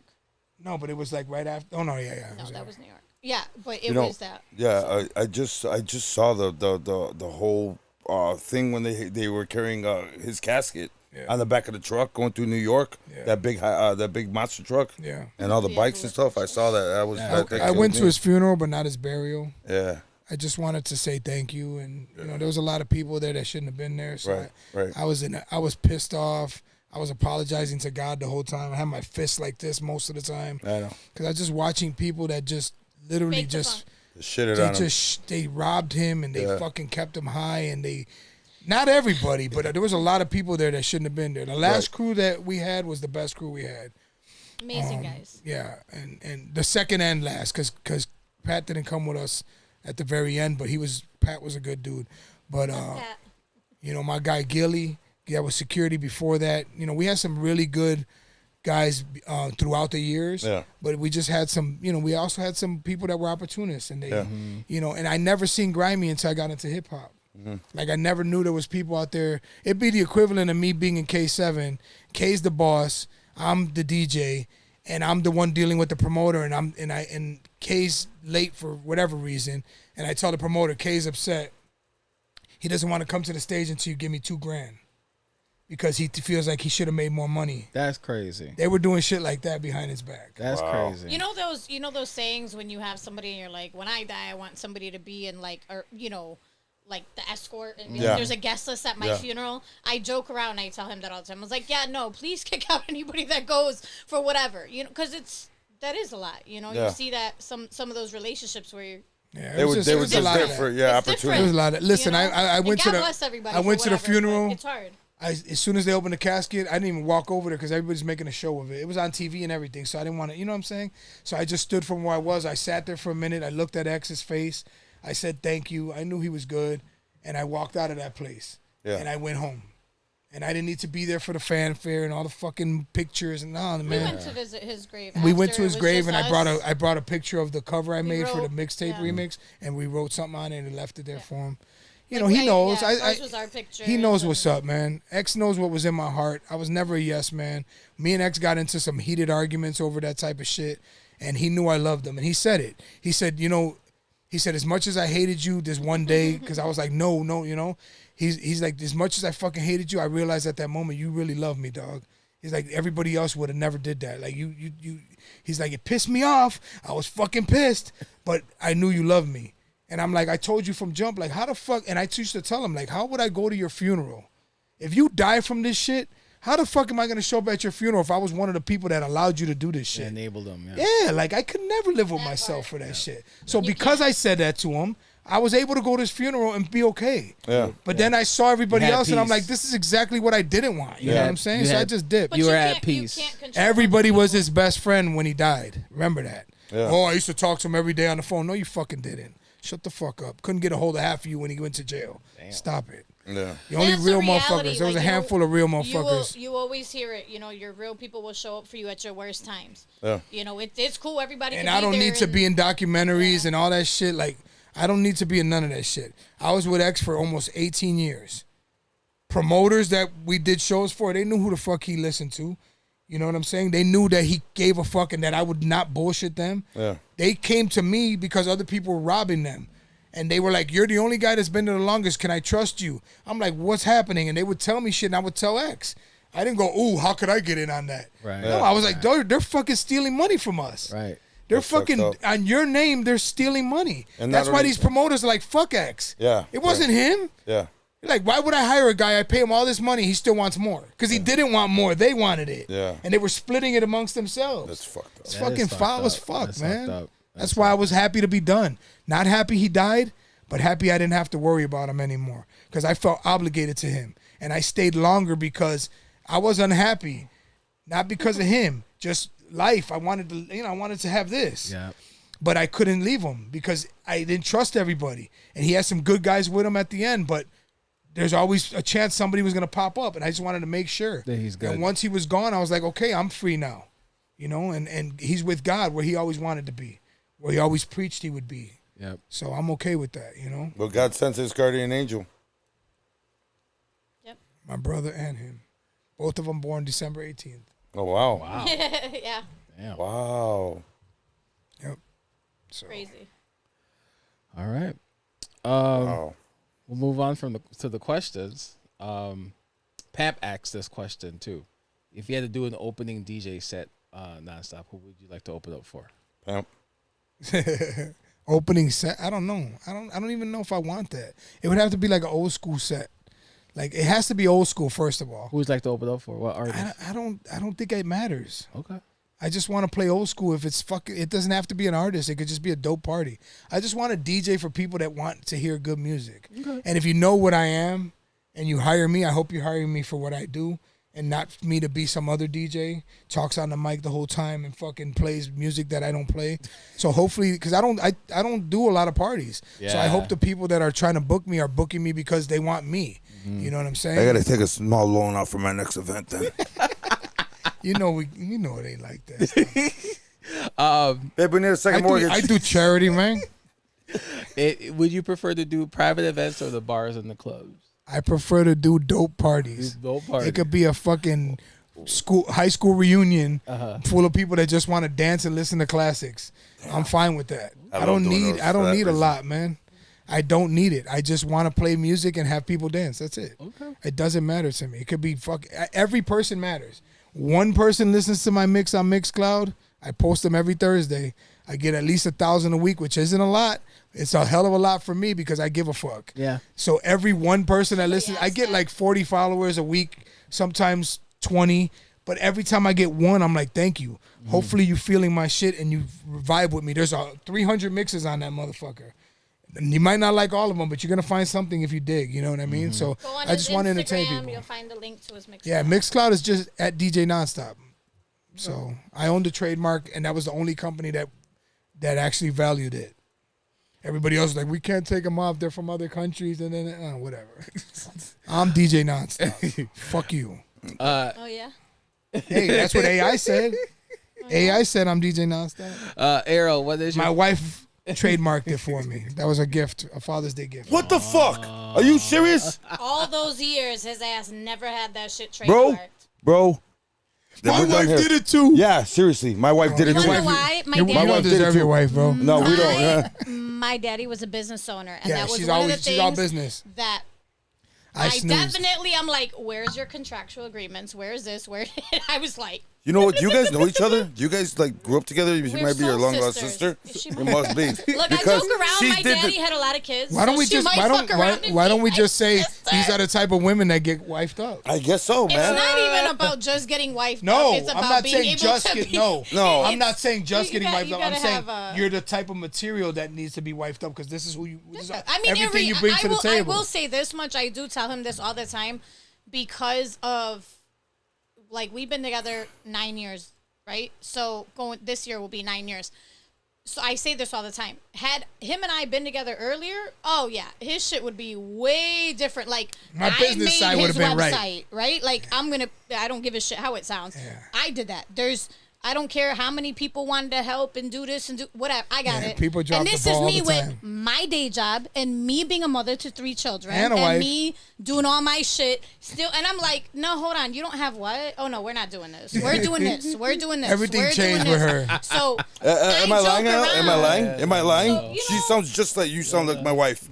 If I close my eyes, I'd be like, "Stop yelling at me! Stop! It hurts." So there is It a hurts. certain point where, like, you know, because you guys are so creative in certain things, like you have to have those, I guess, the business mindset, right? Right. In certain things. And like I said, I grew up with that. My dad owned businesses all my life. So I was that kid. I joke around, I tell him my dad was one of the first Indian people to have a radio station in Chicago for 30 plus years. Wow. And yeah, it's kind of funny when we talk about it now because my dad, I read it on the thing, was like producer, director, and did it like Dad there was was, like like, this multifaceted. everything. So I joke around and I went to the radio station when my dad recorded live Saturday mornings, and I remember sitting there quiet as a mouse because my dad's like, "Don't you dare me!" I'm like, couldn't breathe, right?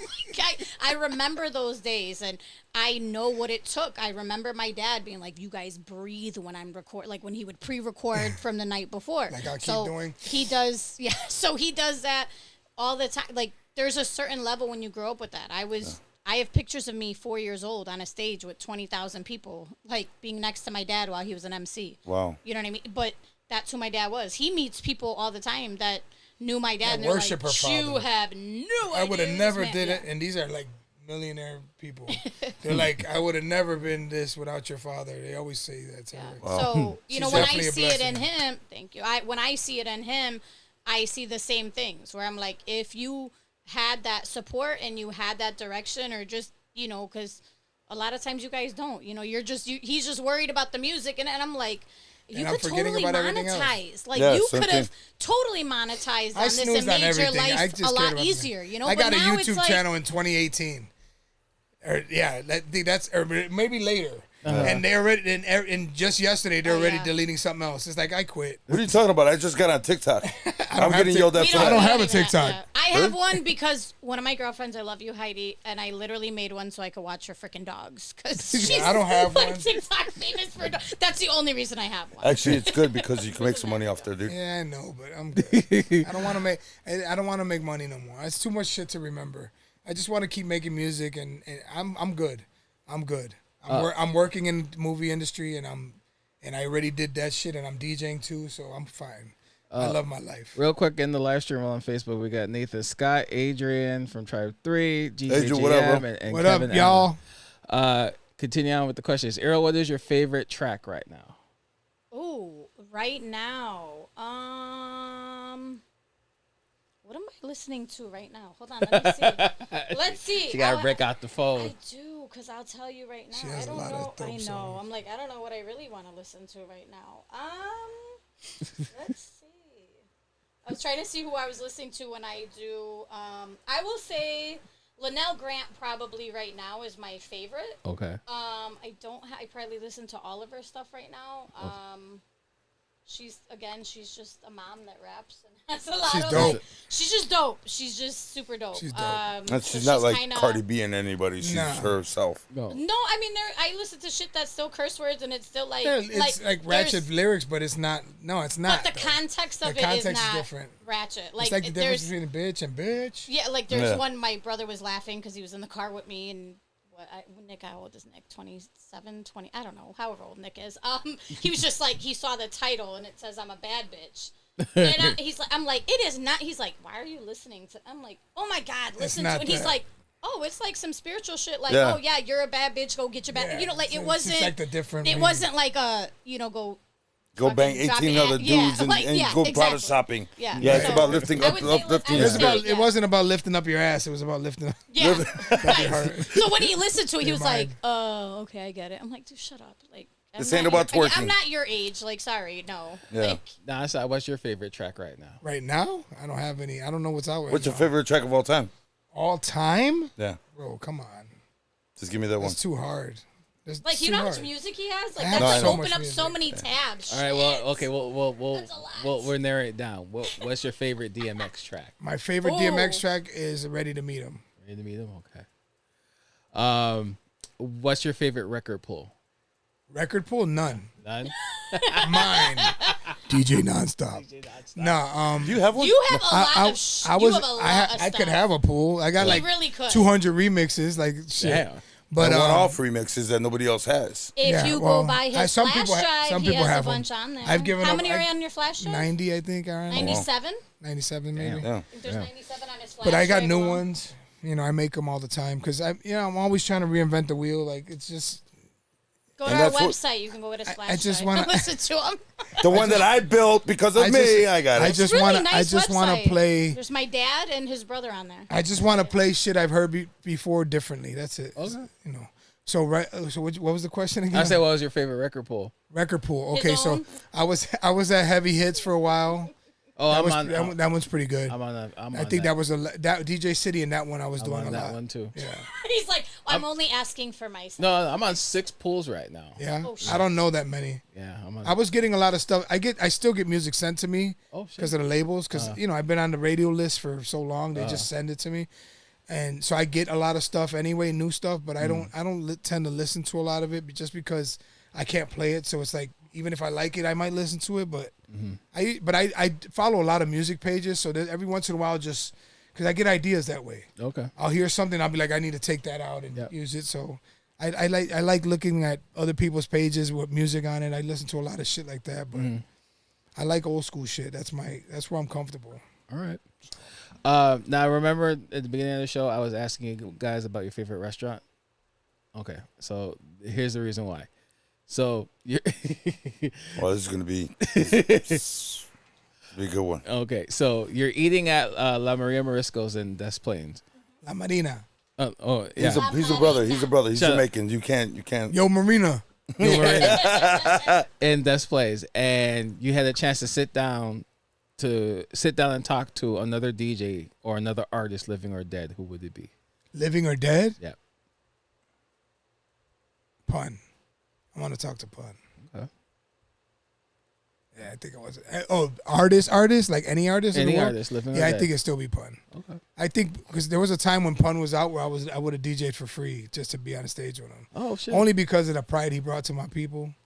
And He's a and dope he was a lyricist, fucking bro. monster. He Yeah, He's a dope lyricist. He died way too young, He way sure too did. soon. But yeah, I think Pun I'm a proud Puerto Rican. I mean, I guess it gets lost throughout the years a little bit because, I'm not here, I'm doing other shit. But like, that was like one of the things that I was super proud of as a kid. Like, we had that Puerto Rican pride. We lived in Humboldt Park.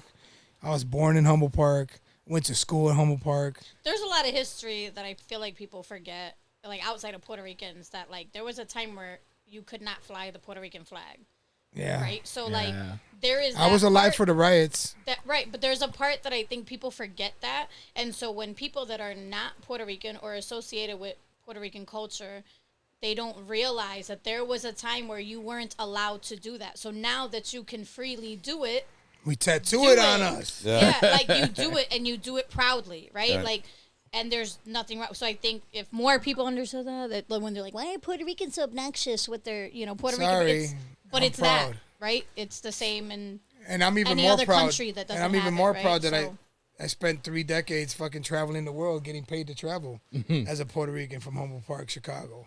Yeah, So because we weren't supposed to be. No, we're supposed to be locked up, drug addicts, locked up, or gang banging something. Yeah, that's all we were expected and to be. And everybody he was around too, and I always feel this because I'm around them too now, is everybody's not from Chicago. He's like the only one that's ever from Chicago that's in these circles. It's like, they're like, I thought you were from New York. No. And he's like, no, I'm born and raised in Chicago. Like, very proud. We still live in like, we are in Illinois. I don't think still. Chicago like, got enough flowers. No, it never 100%. does. And that's why it's that's nice why I didn't to be able fucking, to.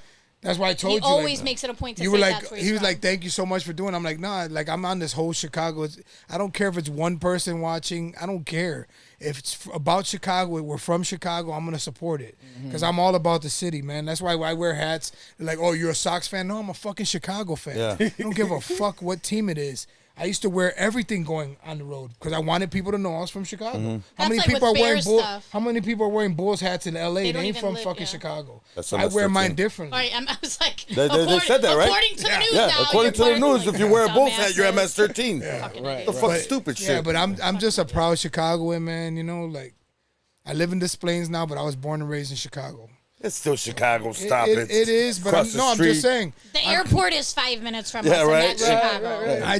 I'm just making That's the right. point I'm Literally making 5 is I'm minutes. at that age now where I like it quiet when I'm done. You Then know move what out I'm here. saying? No, this shit is Fuck that. fucking You far. ain't. I don't know. I love it out here. I grew up. I'm not I grew up in gonna lie. Wrigleyville. So I grew up in Wrigleyville all my life. So Where I it live sucked. is quiet. He's like 75.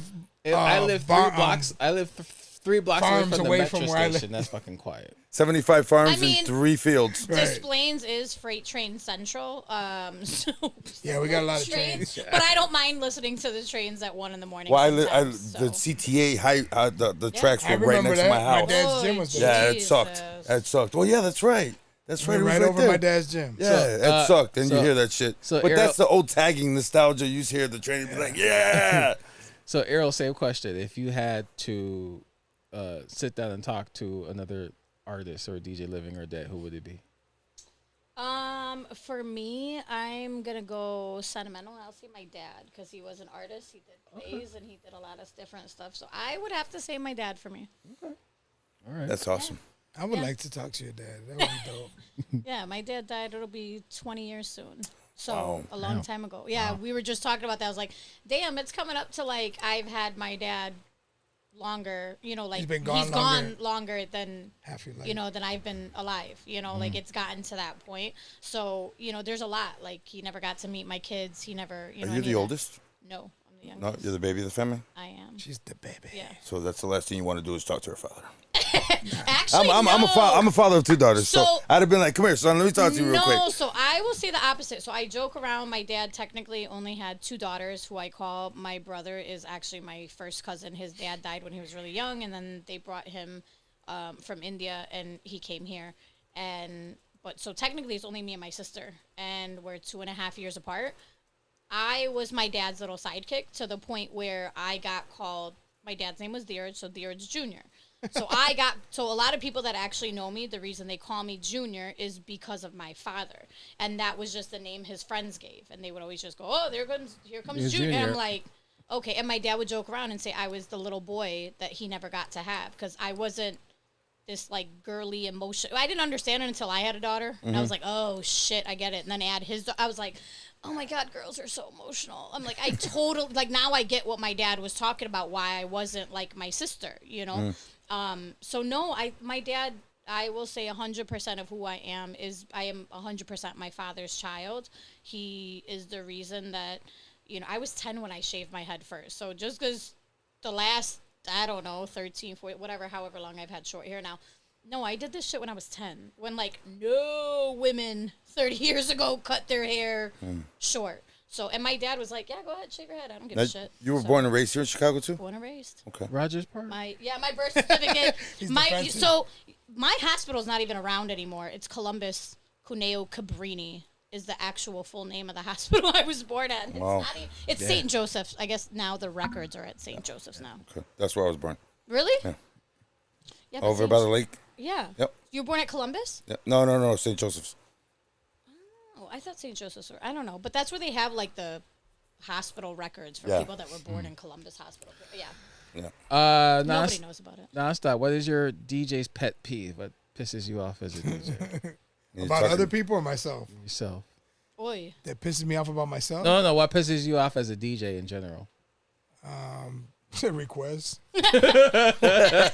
He used to make me his bad guy, and then I felt like every fucking person hated me because they thought I was evil. He's like, make I sure fucking nobody hate comes over. requests. I'm like, oh great. I'm now the I gotta guy. be I'm the guy that asshole. walked into Mambo Cafe, played Usher. Yeah, nobody knew what the fuck it was, and I played it twice or maybe 3 times, and I said, and I got on the mic and I never talk, and I got on the mic and I said, in a few months you guys are gonna be, or not even. I said in another month you guys are gonna be begging to hear this song all night, and sure enough, can you play? Yeah, I just did the whole fucking song. Can you play it again?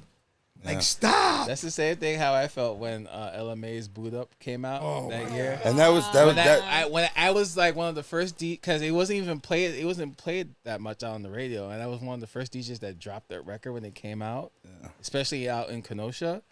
And then like a year later, after the song blew up, that's when everyone requested it. Yeah, I'm like, damn, it's like that, and that's like cool. I played it already. I played it before it came out. I heard, yeah, and I was like, wow, this is an amazing fucking song. And it just, Little John his sound was still percolating, and people were starting to get used to it. Yeah. But it was auto tune. Well, no, I'm talking about his style of producing. You know, he had all the. I mean, horns just and his the voice too. It was just Lil his voice Jon? was Yeah. His voice was very very distinctive. But you had Ludacris and Usher on a fucking track, like. Yeah. At that time, shit. At that time, you never thought it would work out, but And that was when no keels were out. You couldn't even put the phone to your head. He's Sidekick. got, Yes, no, Fucking not sidekicks, everybody had money I to. like my. I ended up. That was getting an a expensive sidekick. ass phone. I like had my one little too. Nokia. I never had T-Mobile. I miss, Never had You never T-Mobile. had I T-Mobile? never had T-Mobile at the time. I had I AT&T. had Prime I'm sorry. who had had AT&T. their sidekick? What was that T-Mobile. special edition? No. Verizon. What? No, There was Verizon. No, somebody a some- signature one. I forgot. It was gold and white, and I had. I didn't have that. I had a remember regular- I I had couldn't it. afford it. I had a regular gray one. I couldn't afford it when the Sidekick came out. It was like a $1,500 phone at that time. I still remember when I got my first pager. Okay. we're Oh going- shit! Cute. We're I had a falling nice off course little here. yellow Right. one. Yes. Did you have a color case though? I did. Oh, you're cool. This one here. We went to the Mega Mall and bought it. Yes. My first one was from Mega Mall. Parent Do you probably remember sold it going to too. Mega Mall? My He was first, too young. My first tattoo was Not at Mega Mall. Come Really? on now. Fucked up. They had a Yeah. There were tattoo two- shop at Mega Mall. They did. The one Do on you Clark remember? Street. Yes. Yes. The My one on boy Clark won, Street. and then later on he ended up doing my whole Oh, you went sleeve. to Clark. You No, went I'm to talking about Milwaukee, Logan Square. Milwaukee too. He was at both. Oh, wow. Yeah, Juan was at both. So if you ever saw a tattoo artist there, What's your favorite? What's your DJ's worst fear? Mine? Yes. Fuck. I don't want to say worse, but like nobody wants their shit to go out on them, right?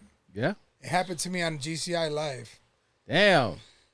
My laptop fucking died on me. Christmas, we're doing the Christmas holiday mix. Damn. It was like Christmas Eve or the day before that, and I had to run down fucking Michigan and take my laptop to the Apple Apple store. Store. Yeah, that's when the Apple Store. And thank was God down. I had insurance on it because we think it's this. They changed it, didn't work, went down again. Ended up being the motherboard they had to change. Shit. So if I wouldn't have had that insurance, I would have had to pay like $1,300 or $1,400 for that shit. Yeah, But that's the worst fear, that you're in the middle of like your greatest moment and shit just goes out. That's a fear. I'm a safety person, and I would say my biggest fear Well, now we're is fucking. fucking water and drinks, because that just happened when you DJ, and I was like, What? Somebody spilled some shit on your stuff? it was on the it was near the No, monitor. it's by the monitor Somebody's- at the George when I was DJing for George Lamont. at the 20, It's there was somebody water. somebody put water at the end of the stage, and I guess shaking it fell, but it was coming under the monitor, so I wanted to make sure it wasn't touching anything. and I'm like, It's I on always the think floor, somebody's though. gonna something's gonna set on fire with like water and electricity. So I would say any liquid around equipment always gives me anxiety. That's why my water bottle's all the way over here. I'm a son. You don't even understand. I'm giving her that look because I feel her pain when she says that because, yeah. Yeah, like when he's DJ'd and people will leave their drinks, I'm like, no, you can take this back, and they're looking at me like, bitch, yeah, take your drink with you. There's no bottle, like, it's not a water bottle. And I only will get him water bottles that actually close. And they're like, oh, we only have cups. I'm like, and I looked at him And like, that is sorry. why. That's Like, why. and then his ass is going to be the one to drop his own, drop his own water on his shit. stuff. Like, Yeah, no, we've we done don't that. need First that time. shit. We've done We that don't before. need that. We've all Yeah. done that. Yeah. Couple more questions. Who is your Mount Rushmore of DJs? Mine? Yes. He just said it. Yeah, I'm okay. I'm I was gonna like, wait, there's 4. I'm I gonna was like, put I'm missing I'm gonna put 3 from Chicago and 1 from New York. Okay. So, and that's just mine. Everybody's gonna have a different Mm-hmm. one because everybody likes so many people. But for me, because I'm so old and I've been around so long, My favorite number. Kenny Jason, Julian Jumping Perez, Bad Boy Bill, and Charlie Chase. Okay. For me, Love Charlie. I love Charlie. How about you, Earl? I will only say him. Times 4. Me Yes. and We my have 3 And other I'm the only person that personalities. can handle So you all gonna 4 have- of With them. glasses, without glasses, with a hat on, with the Yeah, hat to but the say side. like forehead. With a funny, bald spot. So funny part, when we first started dating, he would dye his hair black. He doesn't. So I Why? have, because I don't, for fucking what? I didn't Homie, need you're to. 46. Baby, I was on just be you. GC. When I was on GC, I felt like everything was being held. He got, As a, I he got got real, like- glasses while we were together. Yeah, but that was So a long time coming. Yeah. It don't matter. Ain't nobody else dragged your ass to the eye doctor. Like, no, come on, we're going. Like, it's Mama. time. I give up. I give up with this. I don't want to hear no more stories I because I'm have- living this shit. So I will say in every transition of him, She made me get glasses too, bro. I didn't want to wear glasses. She You was still like, don't "You're wear gonna go." glasses. I to still this don't. day. I never did not want to wear them. I didn't give a shit. I you just never nearsighted? went and got them. Yeah. With Are you her, I nearsighted or went- farsighted? I am. What am I? I don't know. no, he can. I'm see close blind. up. That's He what the just- fuck I'm I am. blind. I can't see he from far. can't see. I can't His fucking is- read he can- small he shit. Can, yeah, now he can't see the small. Shit stuff. gets blurry now. But he can. I'm He 55. could drive without his glasses. Yeah, I can drive and get I can around. drive. I just- can't read. I can't read I that don't watch on the TV screen. with my glasses on. I can't see any of that writing right now. It's all blurry to me. No, That's if why I I have my hand phone him, open. like, if he doesn't have his glasses, I hand him my phone. He's like, I can't see anything. I'm like, all right, forget. Oh, it. so you're nearsighted. Yeah. So you're whatever, nearsighted. I yeah. can't read that right now. It's all blurry to me. All right. I'm and farsighted. last question for you, Dasta. Whatever. Any advice to upcoming DJs? Just what I said earlier, you know. If you really love it, Amen. do it the right way. Stay with it. Don't make it about anything but the music, because that's what I mean. If you want to be a DJ, everybody has a reason. My reason was I just couldn't listen to music and not hear something different. That's really what it was. Like every time I heard something, I heard another song, not the song this guy was playing. I heard a different song that I thought would work, and I had to try it. And it was Just like, be you. yeah, Don't just try to be. Don't sound like anybody else. Don't dress you like could anybody sound. else. Don't. You just could be learn. you. You could learn. I'm all about learning. If you want to copy somebody's set, Yeah. so you learn the. See, I feel like if you copy somebody's set, you look for learn everything that they have in that mix and try to emulate that. When you're done, you're gonna be like, I did all this shit to get to that. Now I know how to get there. Now let me grab my style. That's what I did. That's what I did. I didn't understand blending. I didn't understand why you have to go up and down so much to stay on beat. Chasing Kenny Jason's mix, I learned. Yeah. And then I came with different Found songs, and I knew how yourself. I had to move, and I learned. How It's long? just learning. How long did it take you to get to your spot now? What do you mean? To where you're at now, and to where you wanted to, where NonStop was evolved into this battle DJ. Battle DJ, I've never been really great at battling. I haven't. Okay. No, I'm saying I was above average, but I wasn't a great. Like I didn't win battles. You know, I did the Pan American Fest. I think I took second to Jackmaster J, which was one of my guys in cutting crew. I scratched because I thought it was dope, and I liked it as an art form. I did tricks because I thought it was cool, and I wanted to be able to do it too. It's like everything I saw somebody else do, I wanted to be able to do that shit too. That's all it was. If I liked it, I tried to do it. Never you been were a good beat, at it. never could do beat juggling. Never could. I still don't understand the shit. Can't beat juggle the same. I could do some simple shit, but the elaborate dope shit, which I can hear it in my head, I can never do it. So I'm not that guy. But I've been really good at scratching at a certain point in my career where I was like up to date with all the current scratches and I could throw down. But you know, I've never was a battle DJ. I always wanted to be just a great DJ. Great DJ. A guy that could play music. The other shit was to put on my sazon, you know, like Yeah. I'm making His the meat and now I'm remixes. putting my flavor on it. And that's Your what I do with my remixes now. remixes. Yeah, that's what I do with my remixes. And not, like I said, you might not like them. You might like them, maybe not. But I make them. and some people like them. And I say it's the wave. You don't hear music the way I hear it. You appreciate it like I do because you're a DJ. We have a different different ear. But people hear things differently. There's people that like DJs that I'm like, they're like, oh, I love this, and they'll show me, and I'm like, what the fuck is that in my head? Like, what are you talking about? Like, they love it because that's what they hear. Yeah. So and they might not like my shit like that. So it's just if you get the right audience and the right people, I think you find your audience, and you're good. I personally feel like out of the 300 mixes you have on Mixcloud, I think there's something for everybody. I think there's something for everybody. I joke around and I say I got that slow shit because there's times he will make a mix and he's like, oh, I don't like it. I'm like, you know how many people probably love that? Like, I liked it. And him put will it this judge way. it himself. Every mix that I don't like gets the most love. Yeah. So I'm like, maybe I'm fucking and he's dyslexic. like, yeah, and then he goes, I'm maybe dyslexic. I'm just losing it. I'm like, no, it's just not what you like, but it speaks to somebody else. Like, it's so fucking you're not weird, always man. creating And there's music mixes for I yourself. love. I put a mix on there Just I go love, with and it. it's lukewarm.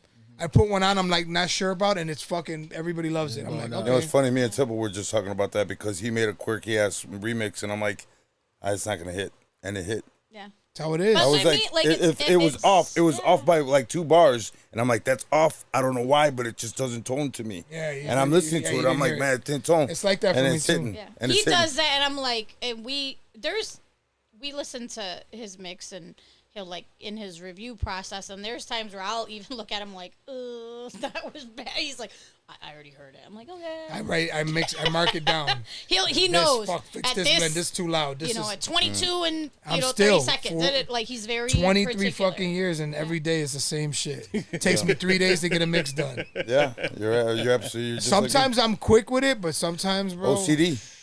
And you I'm start very listening. OCD, so I when don't I hear like- certain things, I will And say it and too. I'll change it. A lot of my radio mixes end up on Mixcloud. Yeah. The ones that have Clean dirty, and dirty. The ones that have dirty versions on a clean mix is usually because I did the acapella live, and I just muted out the swearing. So then when I put it on Mixcloud, I could let the swearing play. Yeah. So people will hear like swearing and be like, "But why is the rest of it clean?" That's why, because it's a radio mix that I ended up doing the acapella live. Right. So I cleaned it just for that mix. But when it's on Mixcloud, I let it be dirty.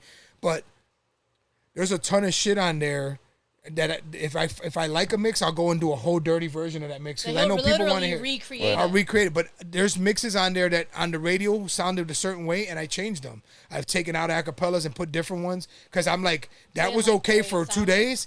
That's not okay for somebody constantly listening. It doesn't work. That's one of your favorites. So Real quick in the comments, DJ V is like, put the flash drive. When can we expect it? It's been the out. flash drive's been out. I sold a lot on of the them website. already. Yeah, the website is. Go on his Instagram. Yeah, You'll see the link to his Yeah, website. link to my Instagram has, and there's like 9. I have like. Music That Rang. Music That Rang is the website. I believe I have. There's 97 remixes. There's a 97 and remixes and no. a total is like 100 and something. yeah. I think I have like 70 mixes on there, But these including are like the. his top favorites. Yeah, they're including like all the DMX, mixes I like. Yeah, all they- the DMX remixes. My are on remixes there. I have not all of them. I have a whole album I haven't put on there. Yeah. But I got like my first lot of them. DMX remix album on there. I'm gonna fix a lot of them because I didn't have the technology I have now. So some of them I've been listening to them lately, and I'm gonna fix some of them, make them sound a little clearer. But And they're really nice because they're But I have a ton USB of- and USB-C. yeah, so both depending on your USB. technology. Yeah, you can flip it around. I got a iPhone. bunch of slow remixes I did on there. I got everything. I got some house shit I did on there. I think. I got one more question, and this is for Errol. Now the person to your husband's left. Right. My bad. Right. I was like, I'm to his left. I'm looking at it. I'm like, It's okay. I'm like, I know, we're after drugs, dog. stupid. So the person to your husband's right. He's gonna need some advice on communication. What is my advice to him on What's communication? his advice? Yeah, what's your advice? Relax. Cálmate, güey. I will say this for everybody, and I say this. Two-part question. What can you say about communication, and how can you keep the relationship spicy and current? I will say, as far as communication, always be honest. Be curious and ask questions. So he knows this. Like, it doesn't matter. He could say whatever. Like, I don't like. What the fuck did you start? I don't like the way, I don't know, the door looks. My next question is not, oh, it looks stupid. It's not a statement, right? My next one will be why. ask questions. So Right. the best way to communicate and really to get clarity from anybody, he hates it because I ask a million whys. I'm like, but why? And this why? And it's like, think of like the little 5-year-old that's like, why? But there's clarity in that. And if you did the same in reverse, so right, like with your wife, you start asking why, that's active listening for a woman. And for that, she'll be like, okay, you give a shit. You're taking time to give a shit. Keep it spicy. Go on dates every fucking week. We go on dates. Whether that's him driving to have dinner with me while I'm working, that's what you do. Or if I drive to him when he's working or whatever, even if it's like for 5 seconds and I'm just going, actively date. I think the older we get, we forget that you have to actively date to keep your relationship spicy. Like, do the random, like, I order random ass shit just because, like, he smokes weed. Like, You do? I never don't knew that. Wow. Yeah. So I don't Yes. obviously Since I don't 84, 83. so I don't, but I still will randomly be like, oh, here's some like rolling tray that I thought was dope. Yeah. Like, It's you cute, know, yeah. and does it matter to me? No. Is it something that I do? No, but it is something for, so little things like that, I would say always Why are you keep looking at somebody, always keep somebody in, keep might that be the last person show. in, keep Nah, it ain't keep the last somebody show. in your mind. So that's whether even like I'm big on that with friendships. I randomly think of my friends and I'm like, oh, I saw this, So Wait, but his throughout the communication day, is relationship or throughout the friendship? day, it goes in the same. Yeah, But it's throughout true. the day, I don't care if you're, social media. You see something that's whatever, whether it's DJ related, whether it's personal, whether it's whatever, send it to her. Now I'm explaining the reason why I asked Errol. Yeah, these please do, questions. because bro, I just got thrown under the bus Right. for no reason. The reason why I asked Errol you know this my question. you know my because- wife personally or what? The reason why I asked Errol this question be your because therapist on the side, I got you. season 1 when we had his wife on the show, they talked about both of them working in. It's different because his wife works in the industry too. She's a general manager of the bar, and obviously he DJs. Okay. So, both you guys were well, he's still in the industry, Yeah. but you're not so Yeah. much. So then, how do you guys keep that relationship going? Because, he's still. I don't have a problem in my relationship. Why you fucking putting shit out there? Will you stop? You're making shit sound really bad right now. Will you stop? No, I'm not gonna stop because the way you're explaining it sounds like my wife and me are gonna fucking split up and You're not that we're splitting having Not at massive all. problems. Not at all. That's That's not how I received that's it. not how- 100%. that's That's Because not. you're a woman. You're not. No, you're not I a didn't- I TJ. didn't- Look, I even didn't- Mario's looking at me No, like. I'm looking at you like relax. Yeah, I didn't Right, receive relax. it that way. No, I the way he's definite- talking about no. it, the way I'm taking Listen, it, you is can like, play. what the fuck? You can play 100%. whatever music you want, Yeah. bro. Don't worry. 100%. I didn't receive it that way. No, I it- did not. no. I'm trying See, to that's figure the- out why you use me as That's a your- fucking pinata, bro. Because I'm not Because he's the one. just seeing a comparison. I get it. Go That- ahead. Yeah, no, exactly, because both of you guys are in the industry. Both you and Vanessa are in the industry. Okay. But the thing is, though, like, Look at it, both of these. right, but barely you working in the industry is so hard. Like, you barely have time to hang out. Okay. Right? Am I correct? Okay. Okay, then. Okay, I can say it on the flip side So for how- us so because how our the- work schedules are opposite. Yeah, because he's out and you're at home, and when you're No. you're at, No, I don't No. go out without oh, her. you know, Yeah, No, there's I know, very I know. She never goes to all seen my that. gigs. no, not only on that. I'm just saying like day job, night job. Like I currently work evenings. Yeah. He works early in the morning. So that opposite. There's literally, especially when I get stuck at work. made me tired. There's been times that we haven't seen each other for over 24 hours, and he'll literally be like, "Do you know I didn't see you for over 24 hours?" it And I'm sounds like me. I'd be like, shit, yeah, time is ticking. Where are you at? Right, But exactly. So in how the that hell? essence- So how the hell do you guys? Well, how do you guys balance that? She just you said it. didn't I? literally no, and I Like, and go I on don't dates mean all- I the don't other- mean the it other has to be at night. It literally can be, could be in the morning. Like you guys have kids that go to school. Like at the end of the day, it's whether that's you sacrificing your sleep or her sacrificing her sleep, whichever one. Ooh. Going to literally be like, hey, let's just go grab breakfast real quick. We can come back and go to sleep. Whatever it is, like do all- even if everything. it's like that 45 minutes. I think that's huge, and not just for you. Like I think in relationships in general, because I feel like a lot of times, especially when married and kids, and you have a house Yeah. and you got real life shit and real life agenda, we forget that we're human and connection is that. Like, put the fucking phone down and be like, hey, what's going on? Whatever it may be, 45 minutes. Like. I joke around. His dad knows it. Like I hate when people are on the phone around me. His dad's like, I just got to take this, and he'll put it away, and I'm like, it's okay. Yeah. But I'm like, you know, I'm like that with my kids. When you're spending time with people, put the phone down. Sometimes you guys just gotta think. Sometimes we get caught up in our day and we don't think. Right. You know, I have issues communicating sometimes too, but you know, I know what's important, and I know that you know, everything takes work from both sides. Yeah, of course. One person can't be doing everything. Right.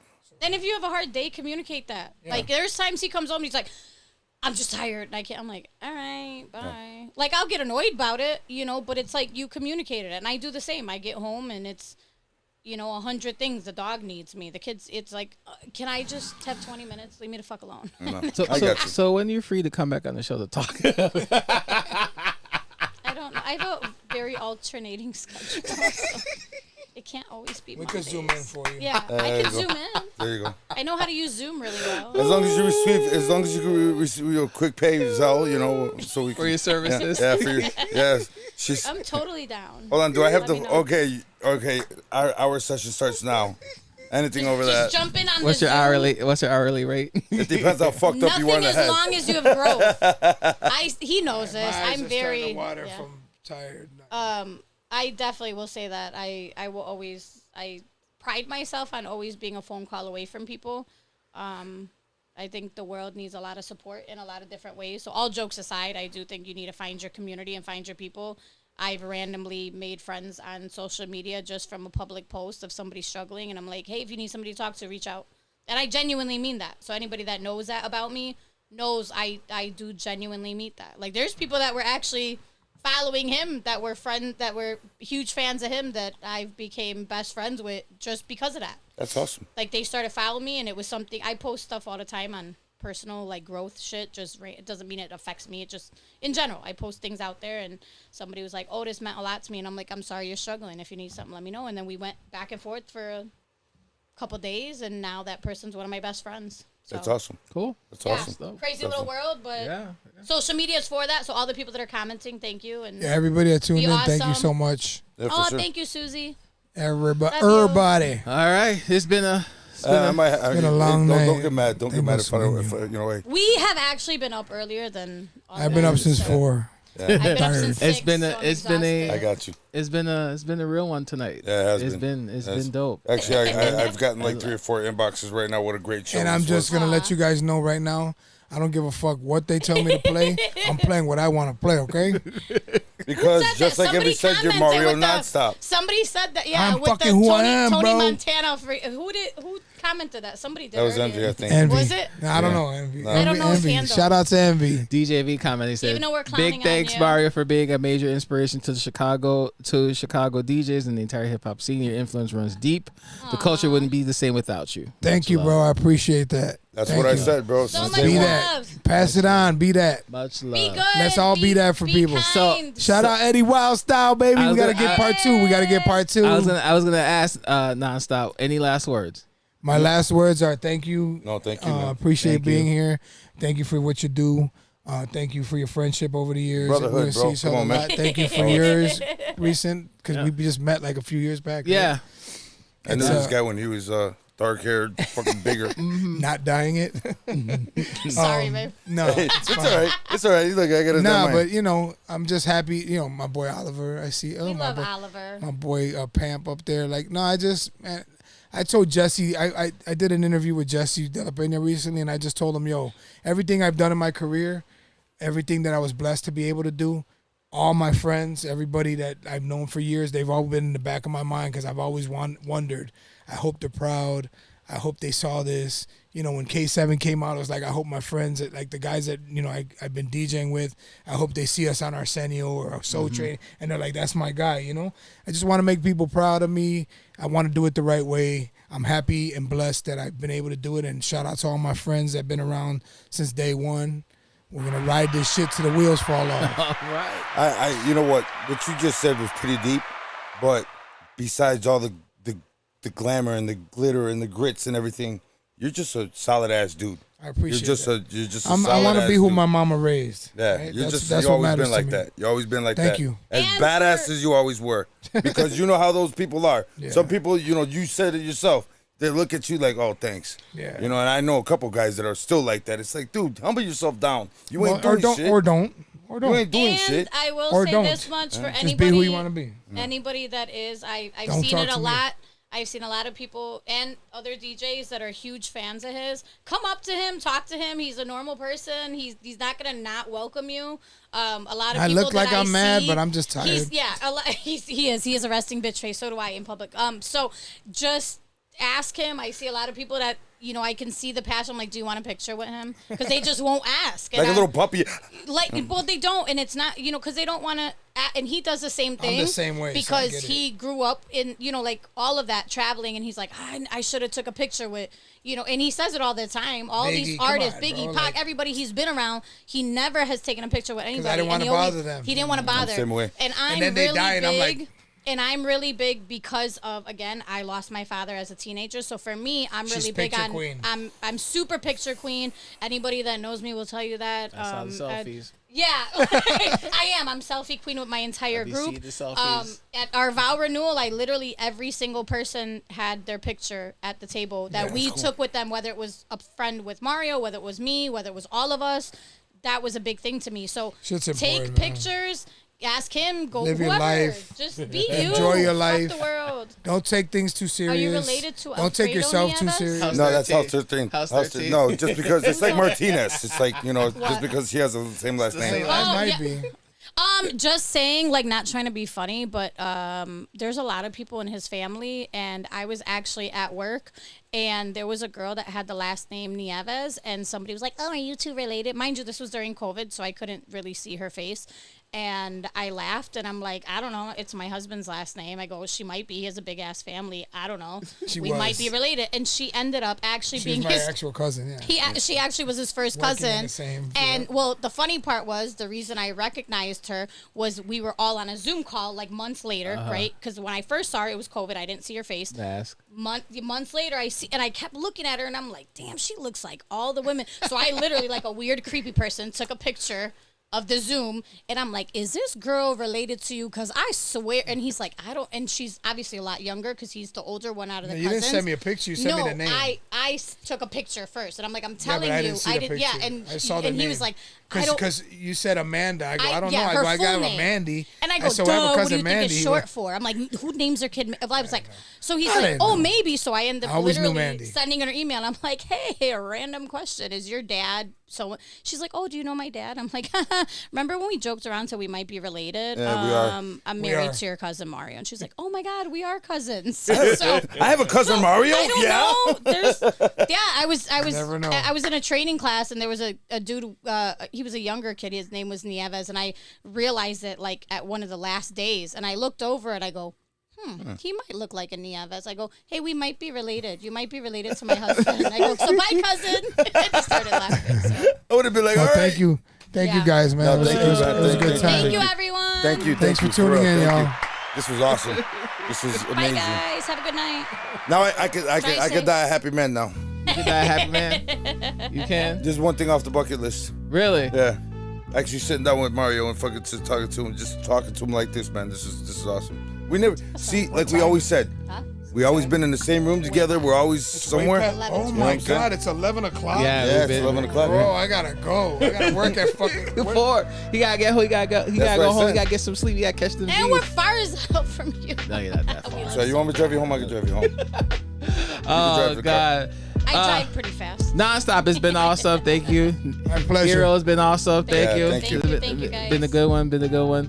Again, thank you guys for tuning in to the Aw, industry. somebody said I was scared to say hi. Come up. Come say hi. Say hi anytime, man. It's a privilege. Thank you guys for joining us on the Industry DJs podcast. You can check us out on your favorite streaming platforms: Apple, Google Podcasts, Amazon Music, Stitcher, and the Anchor app. Check us out live every single Monday here on Facebook, also on YouTube and Twitch. Follow us on Facebook at the Industry DJs, also on Instagram at the Industry DJs. Next week, as soon as I could flip this screen over, next week, where NonStop's going to be on Sunday, May 4th at 115 Berber Street. We got The next week? no, not in 2 weeks. 2 weeks. 2 weeks in at 115 Berber Street. We got gotta practice. Patrick Wayne, we got Dave C, and 3J. Them three is going to be joining us next week to discuss that show, the Single Mile Daytime, where NonStop's going to be performing. Also, Pam Out Here Brothers. We got the Mickey mixing Oliver, Tim. We got DJ Flipside. Still throws me out. With him not wearing his hat, bro. Just Really? yeah, bro. Just yeah. Sorry, Dave. Sorry. Just, So yeah, so Oh, shout out Dad. He was a- So yeah, they're gonna be on the show next week, so tune in for that. And if you haven't done so, follow this man. Follow DJ NonStop on Instagram at DJ NonStop. Follow HH. me.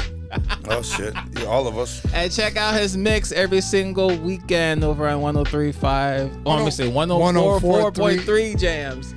And just- also on Mixcloud. Mixcloud at DJ NonStop. Or his flash drive. Go buy it.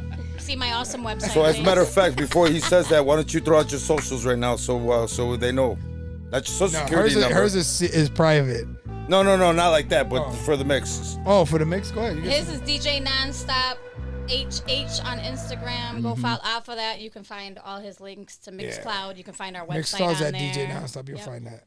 Yep, and then go follow. That's it. Hopefully you like it. To the words of Peter Ramos, support your local DJ. To the words of I'll do it like this. Stay safe, stay busy. Support we all love your you. local businesses. Yeah, support all your local businesses. Exactly. And we will see you guys Especially next Maria's. week. Yes. Especially Maria's. Grab the octopus. Tell them Mario. And, La Marina. That's Marina, not No, Maria. but Maria is ironically that's the her name, owner. that's what she said earlier. She said Maria. Yeah, and then but she it's said La something. Marina. La, Oh, La okay, cool. Marina. All right. Well, it's close.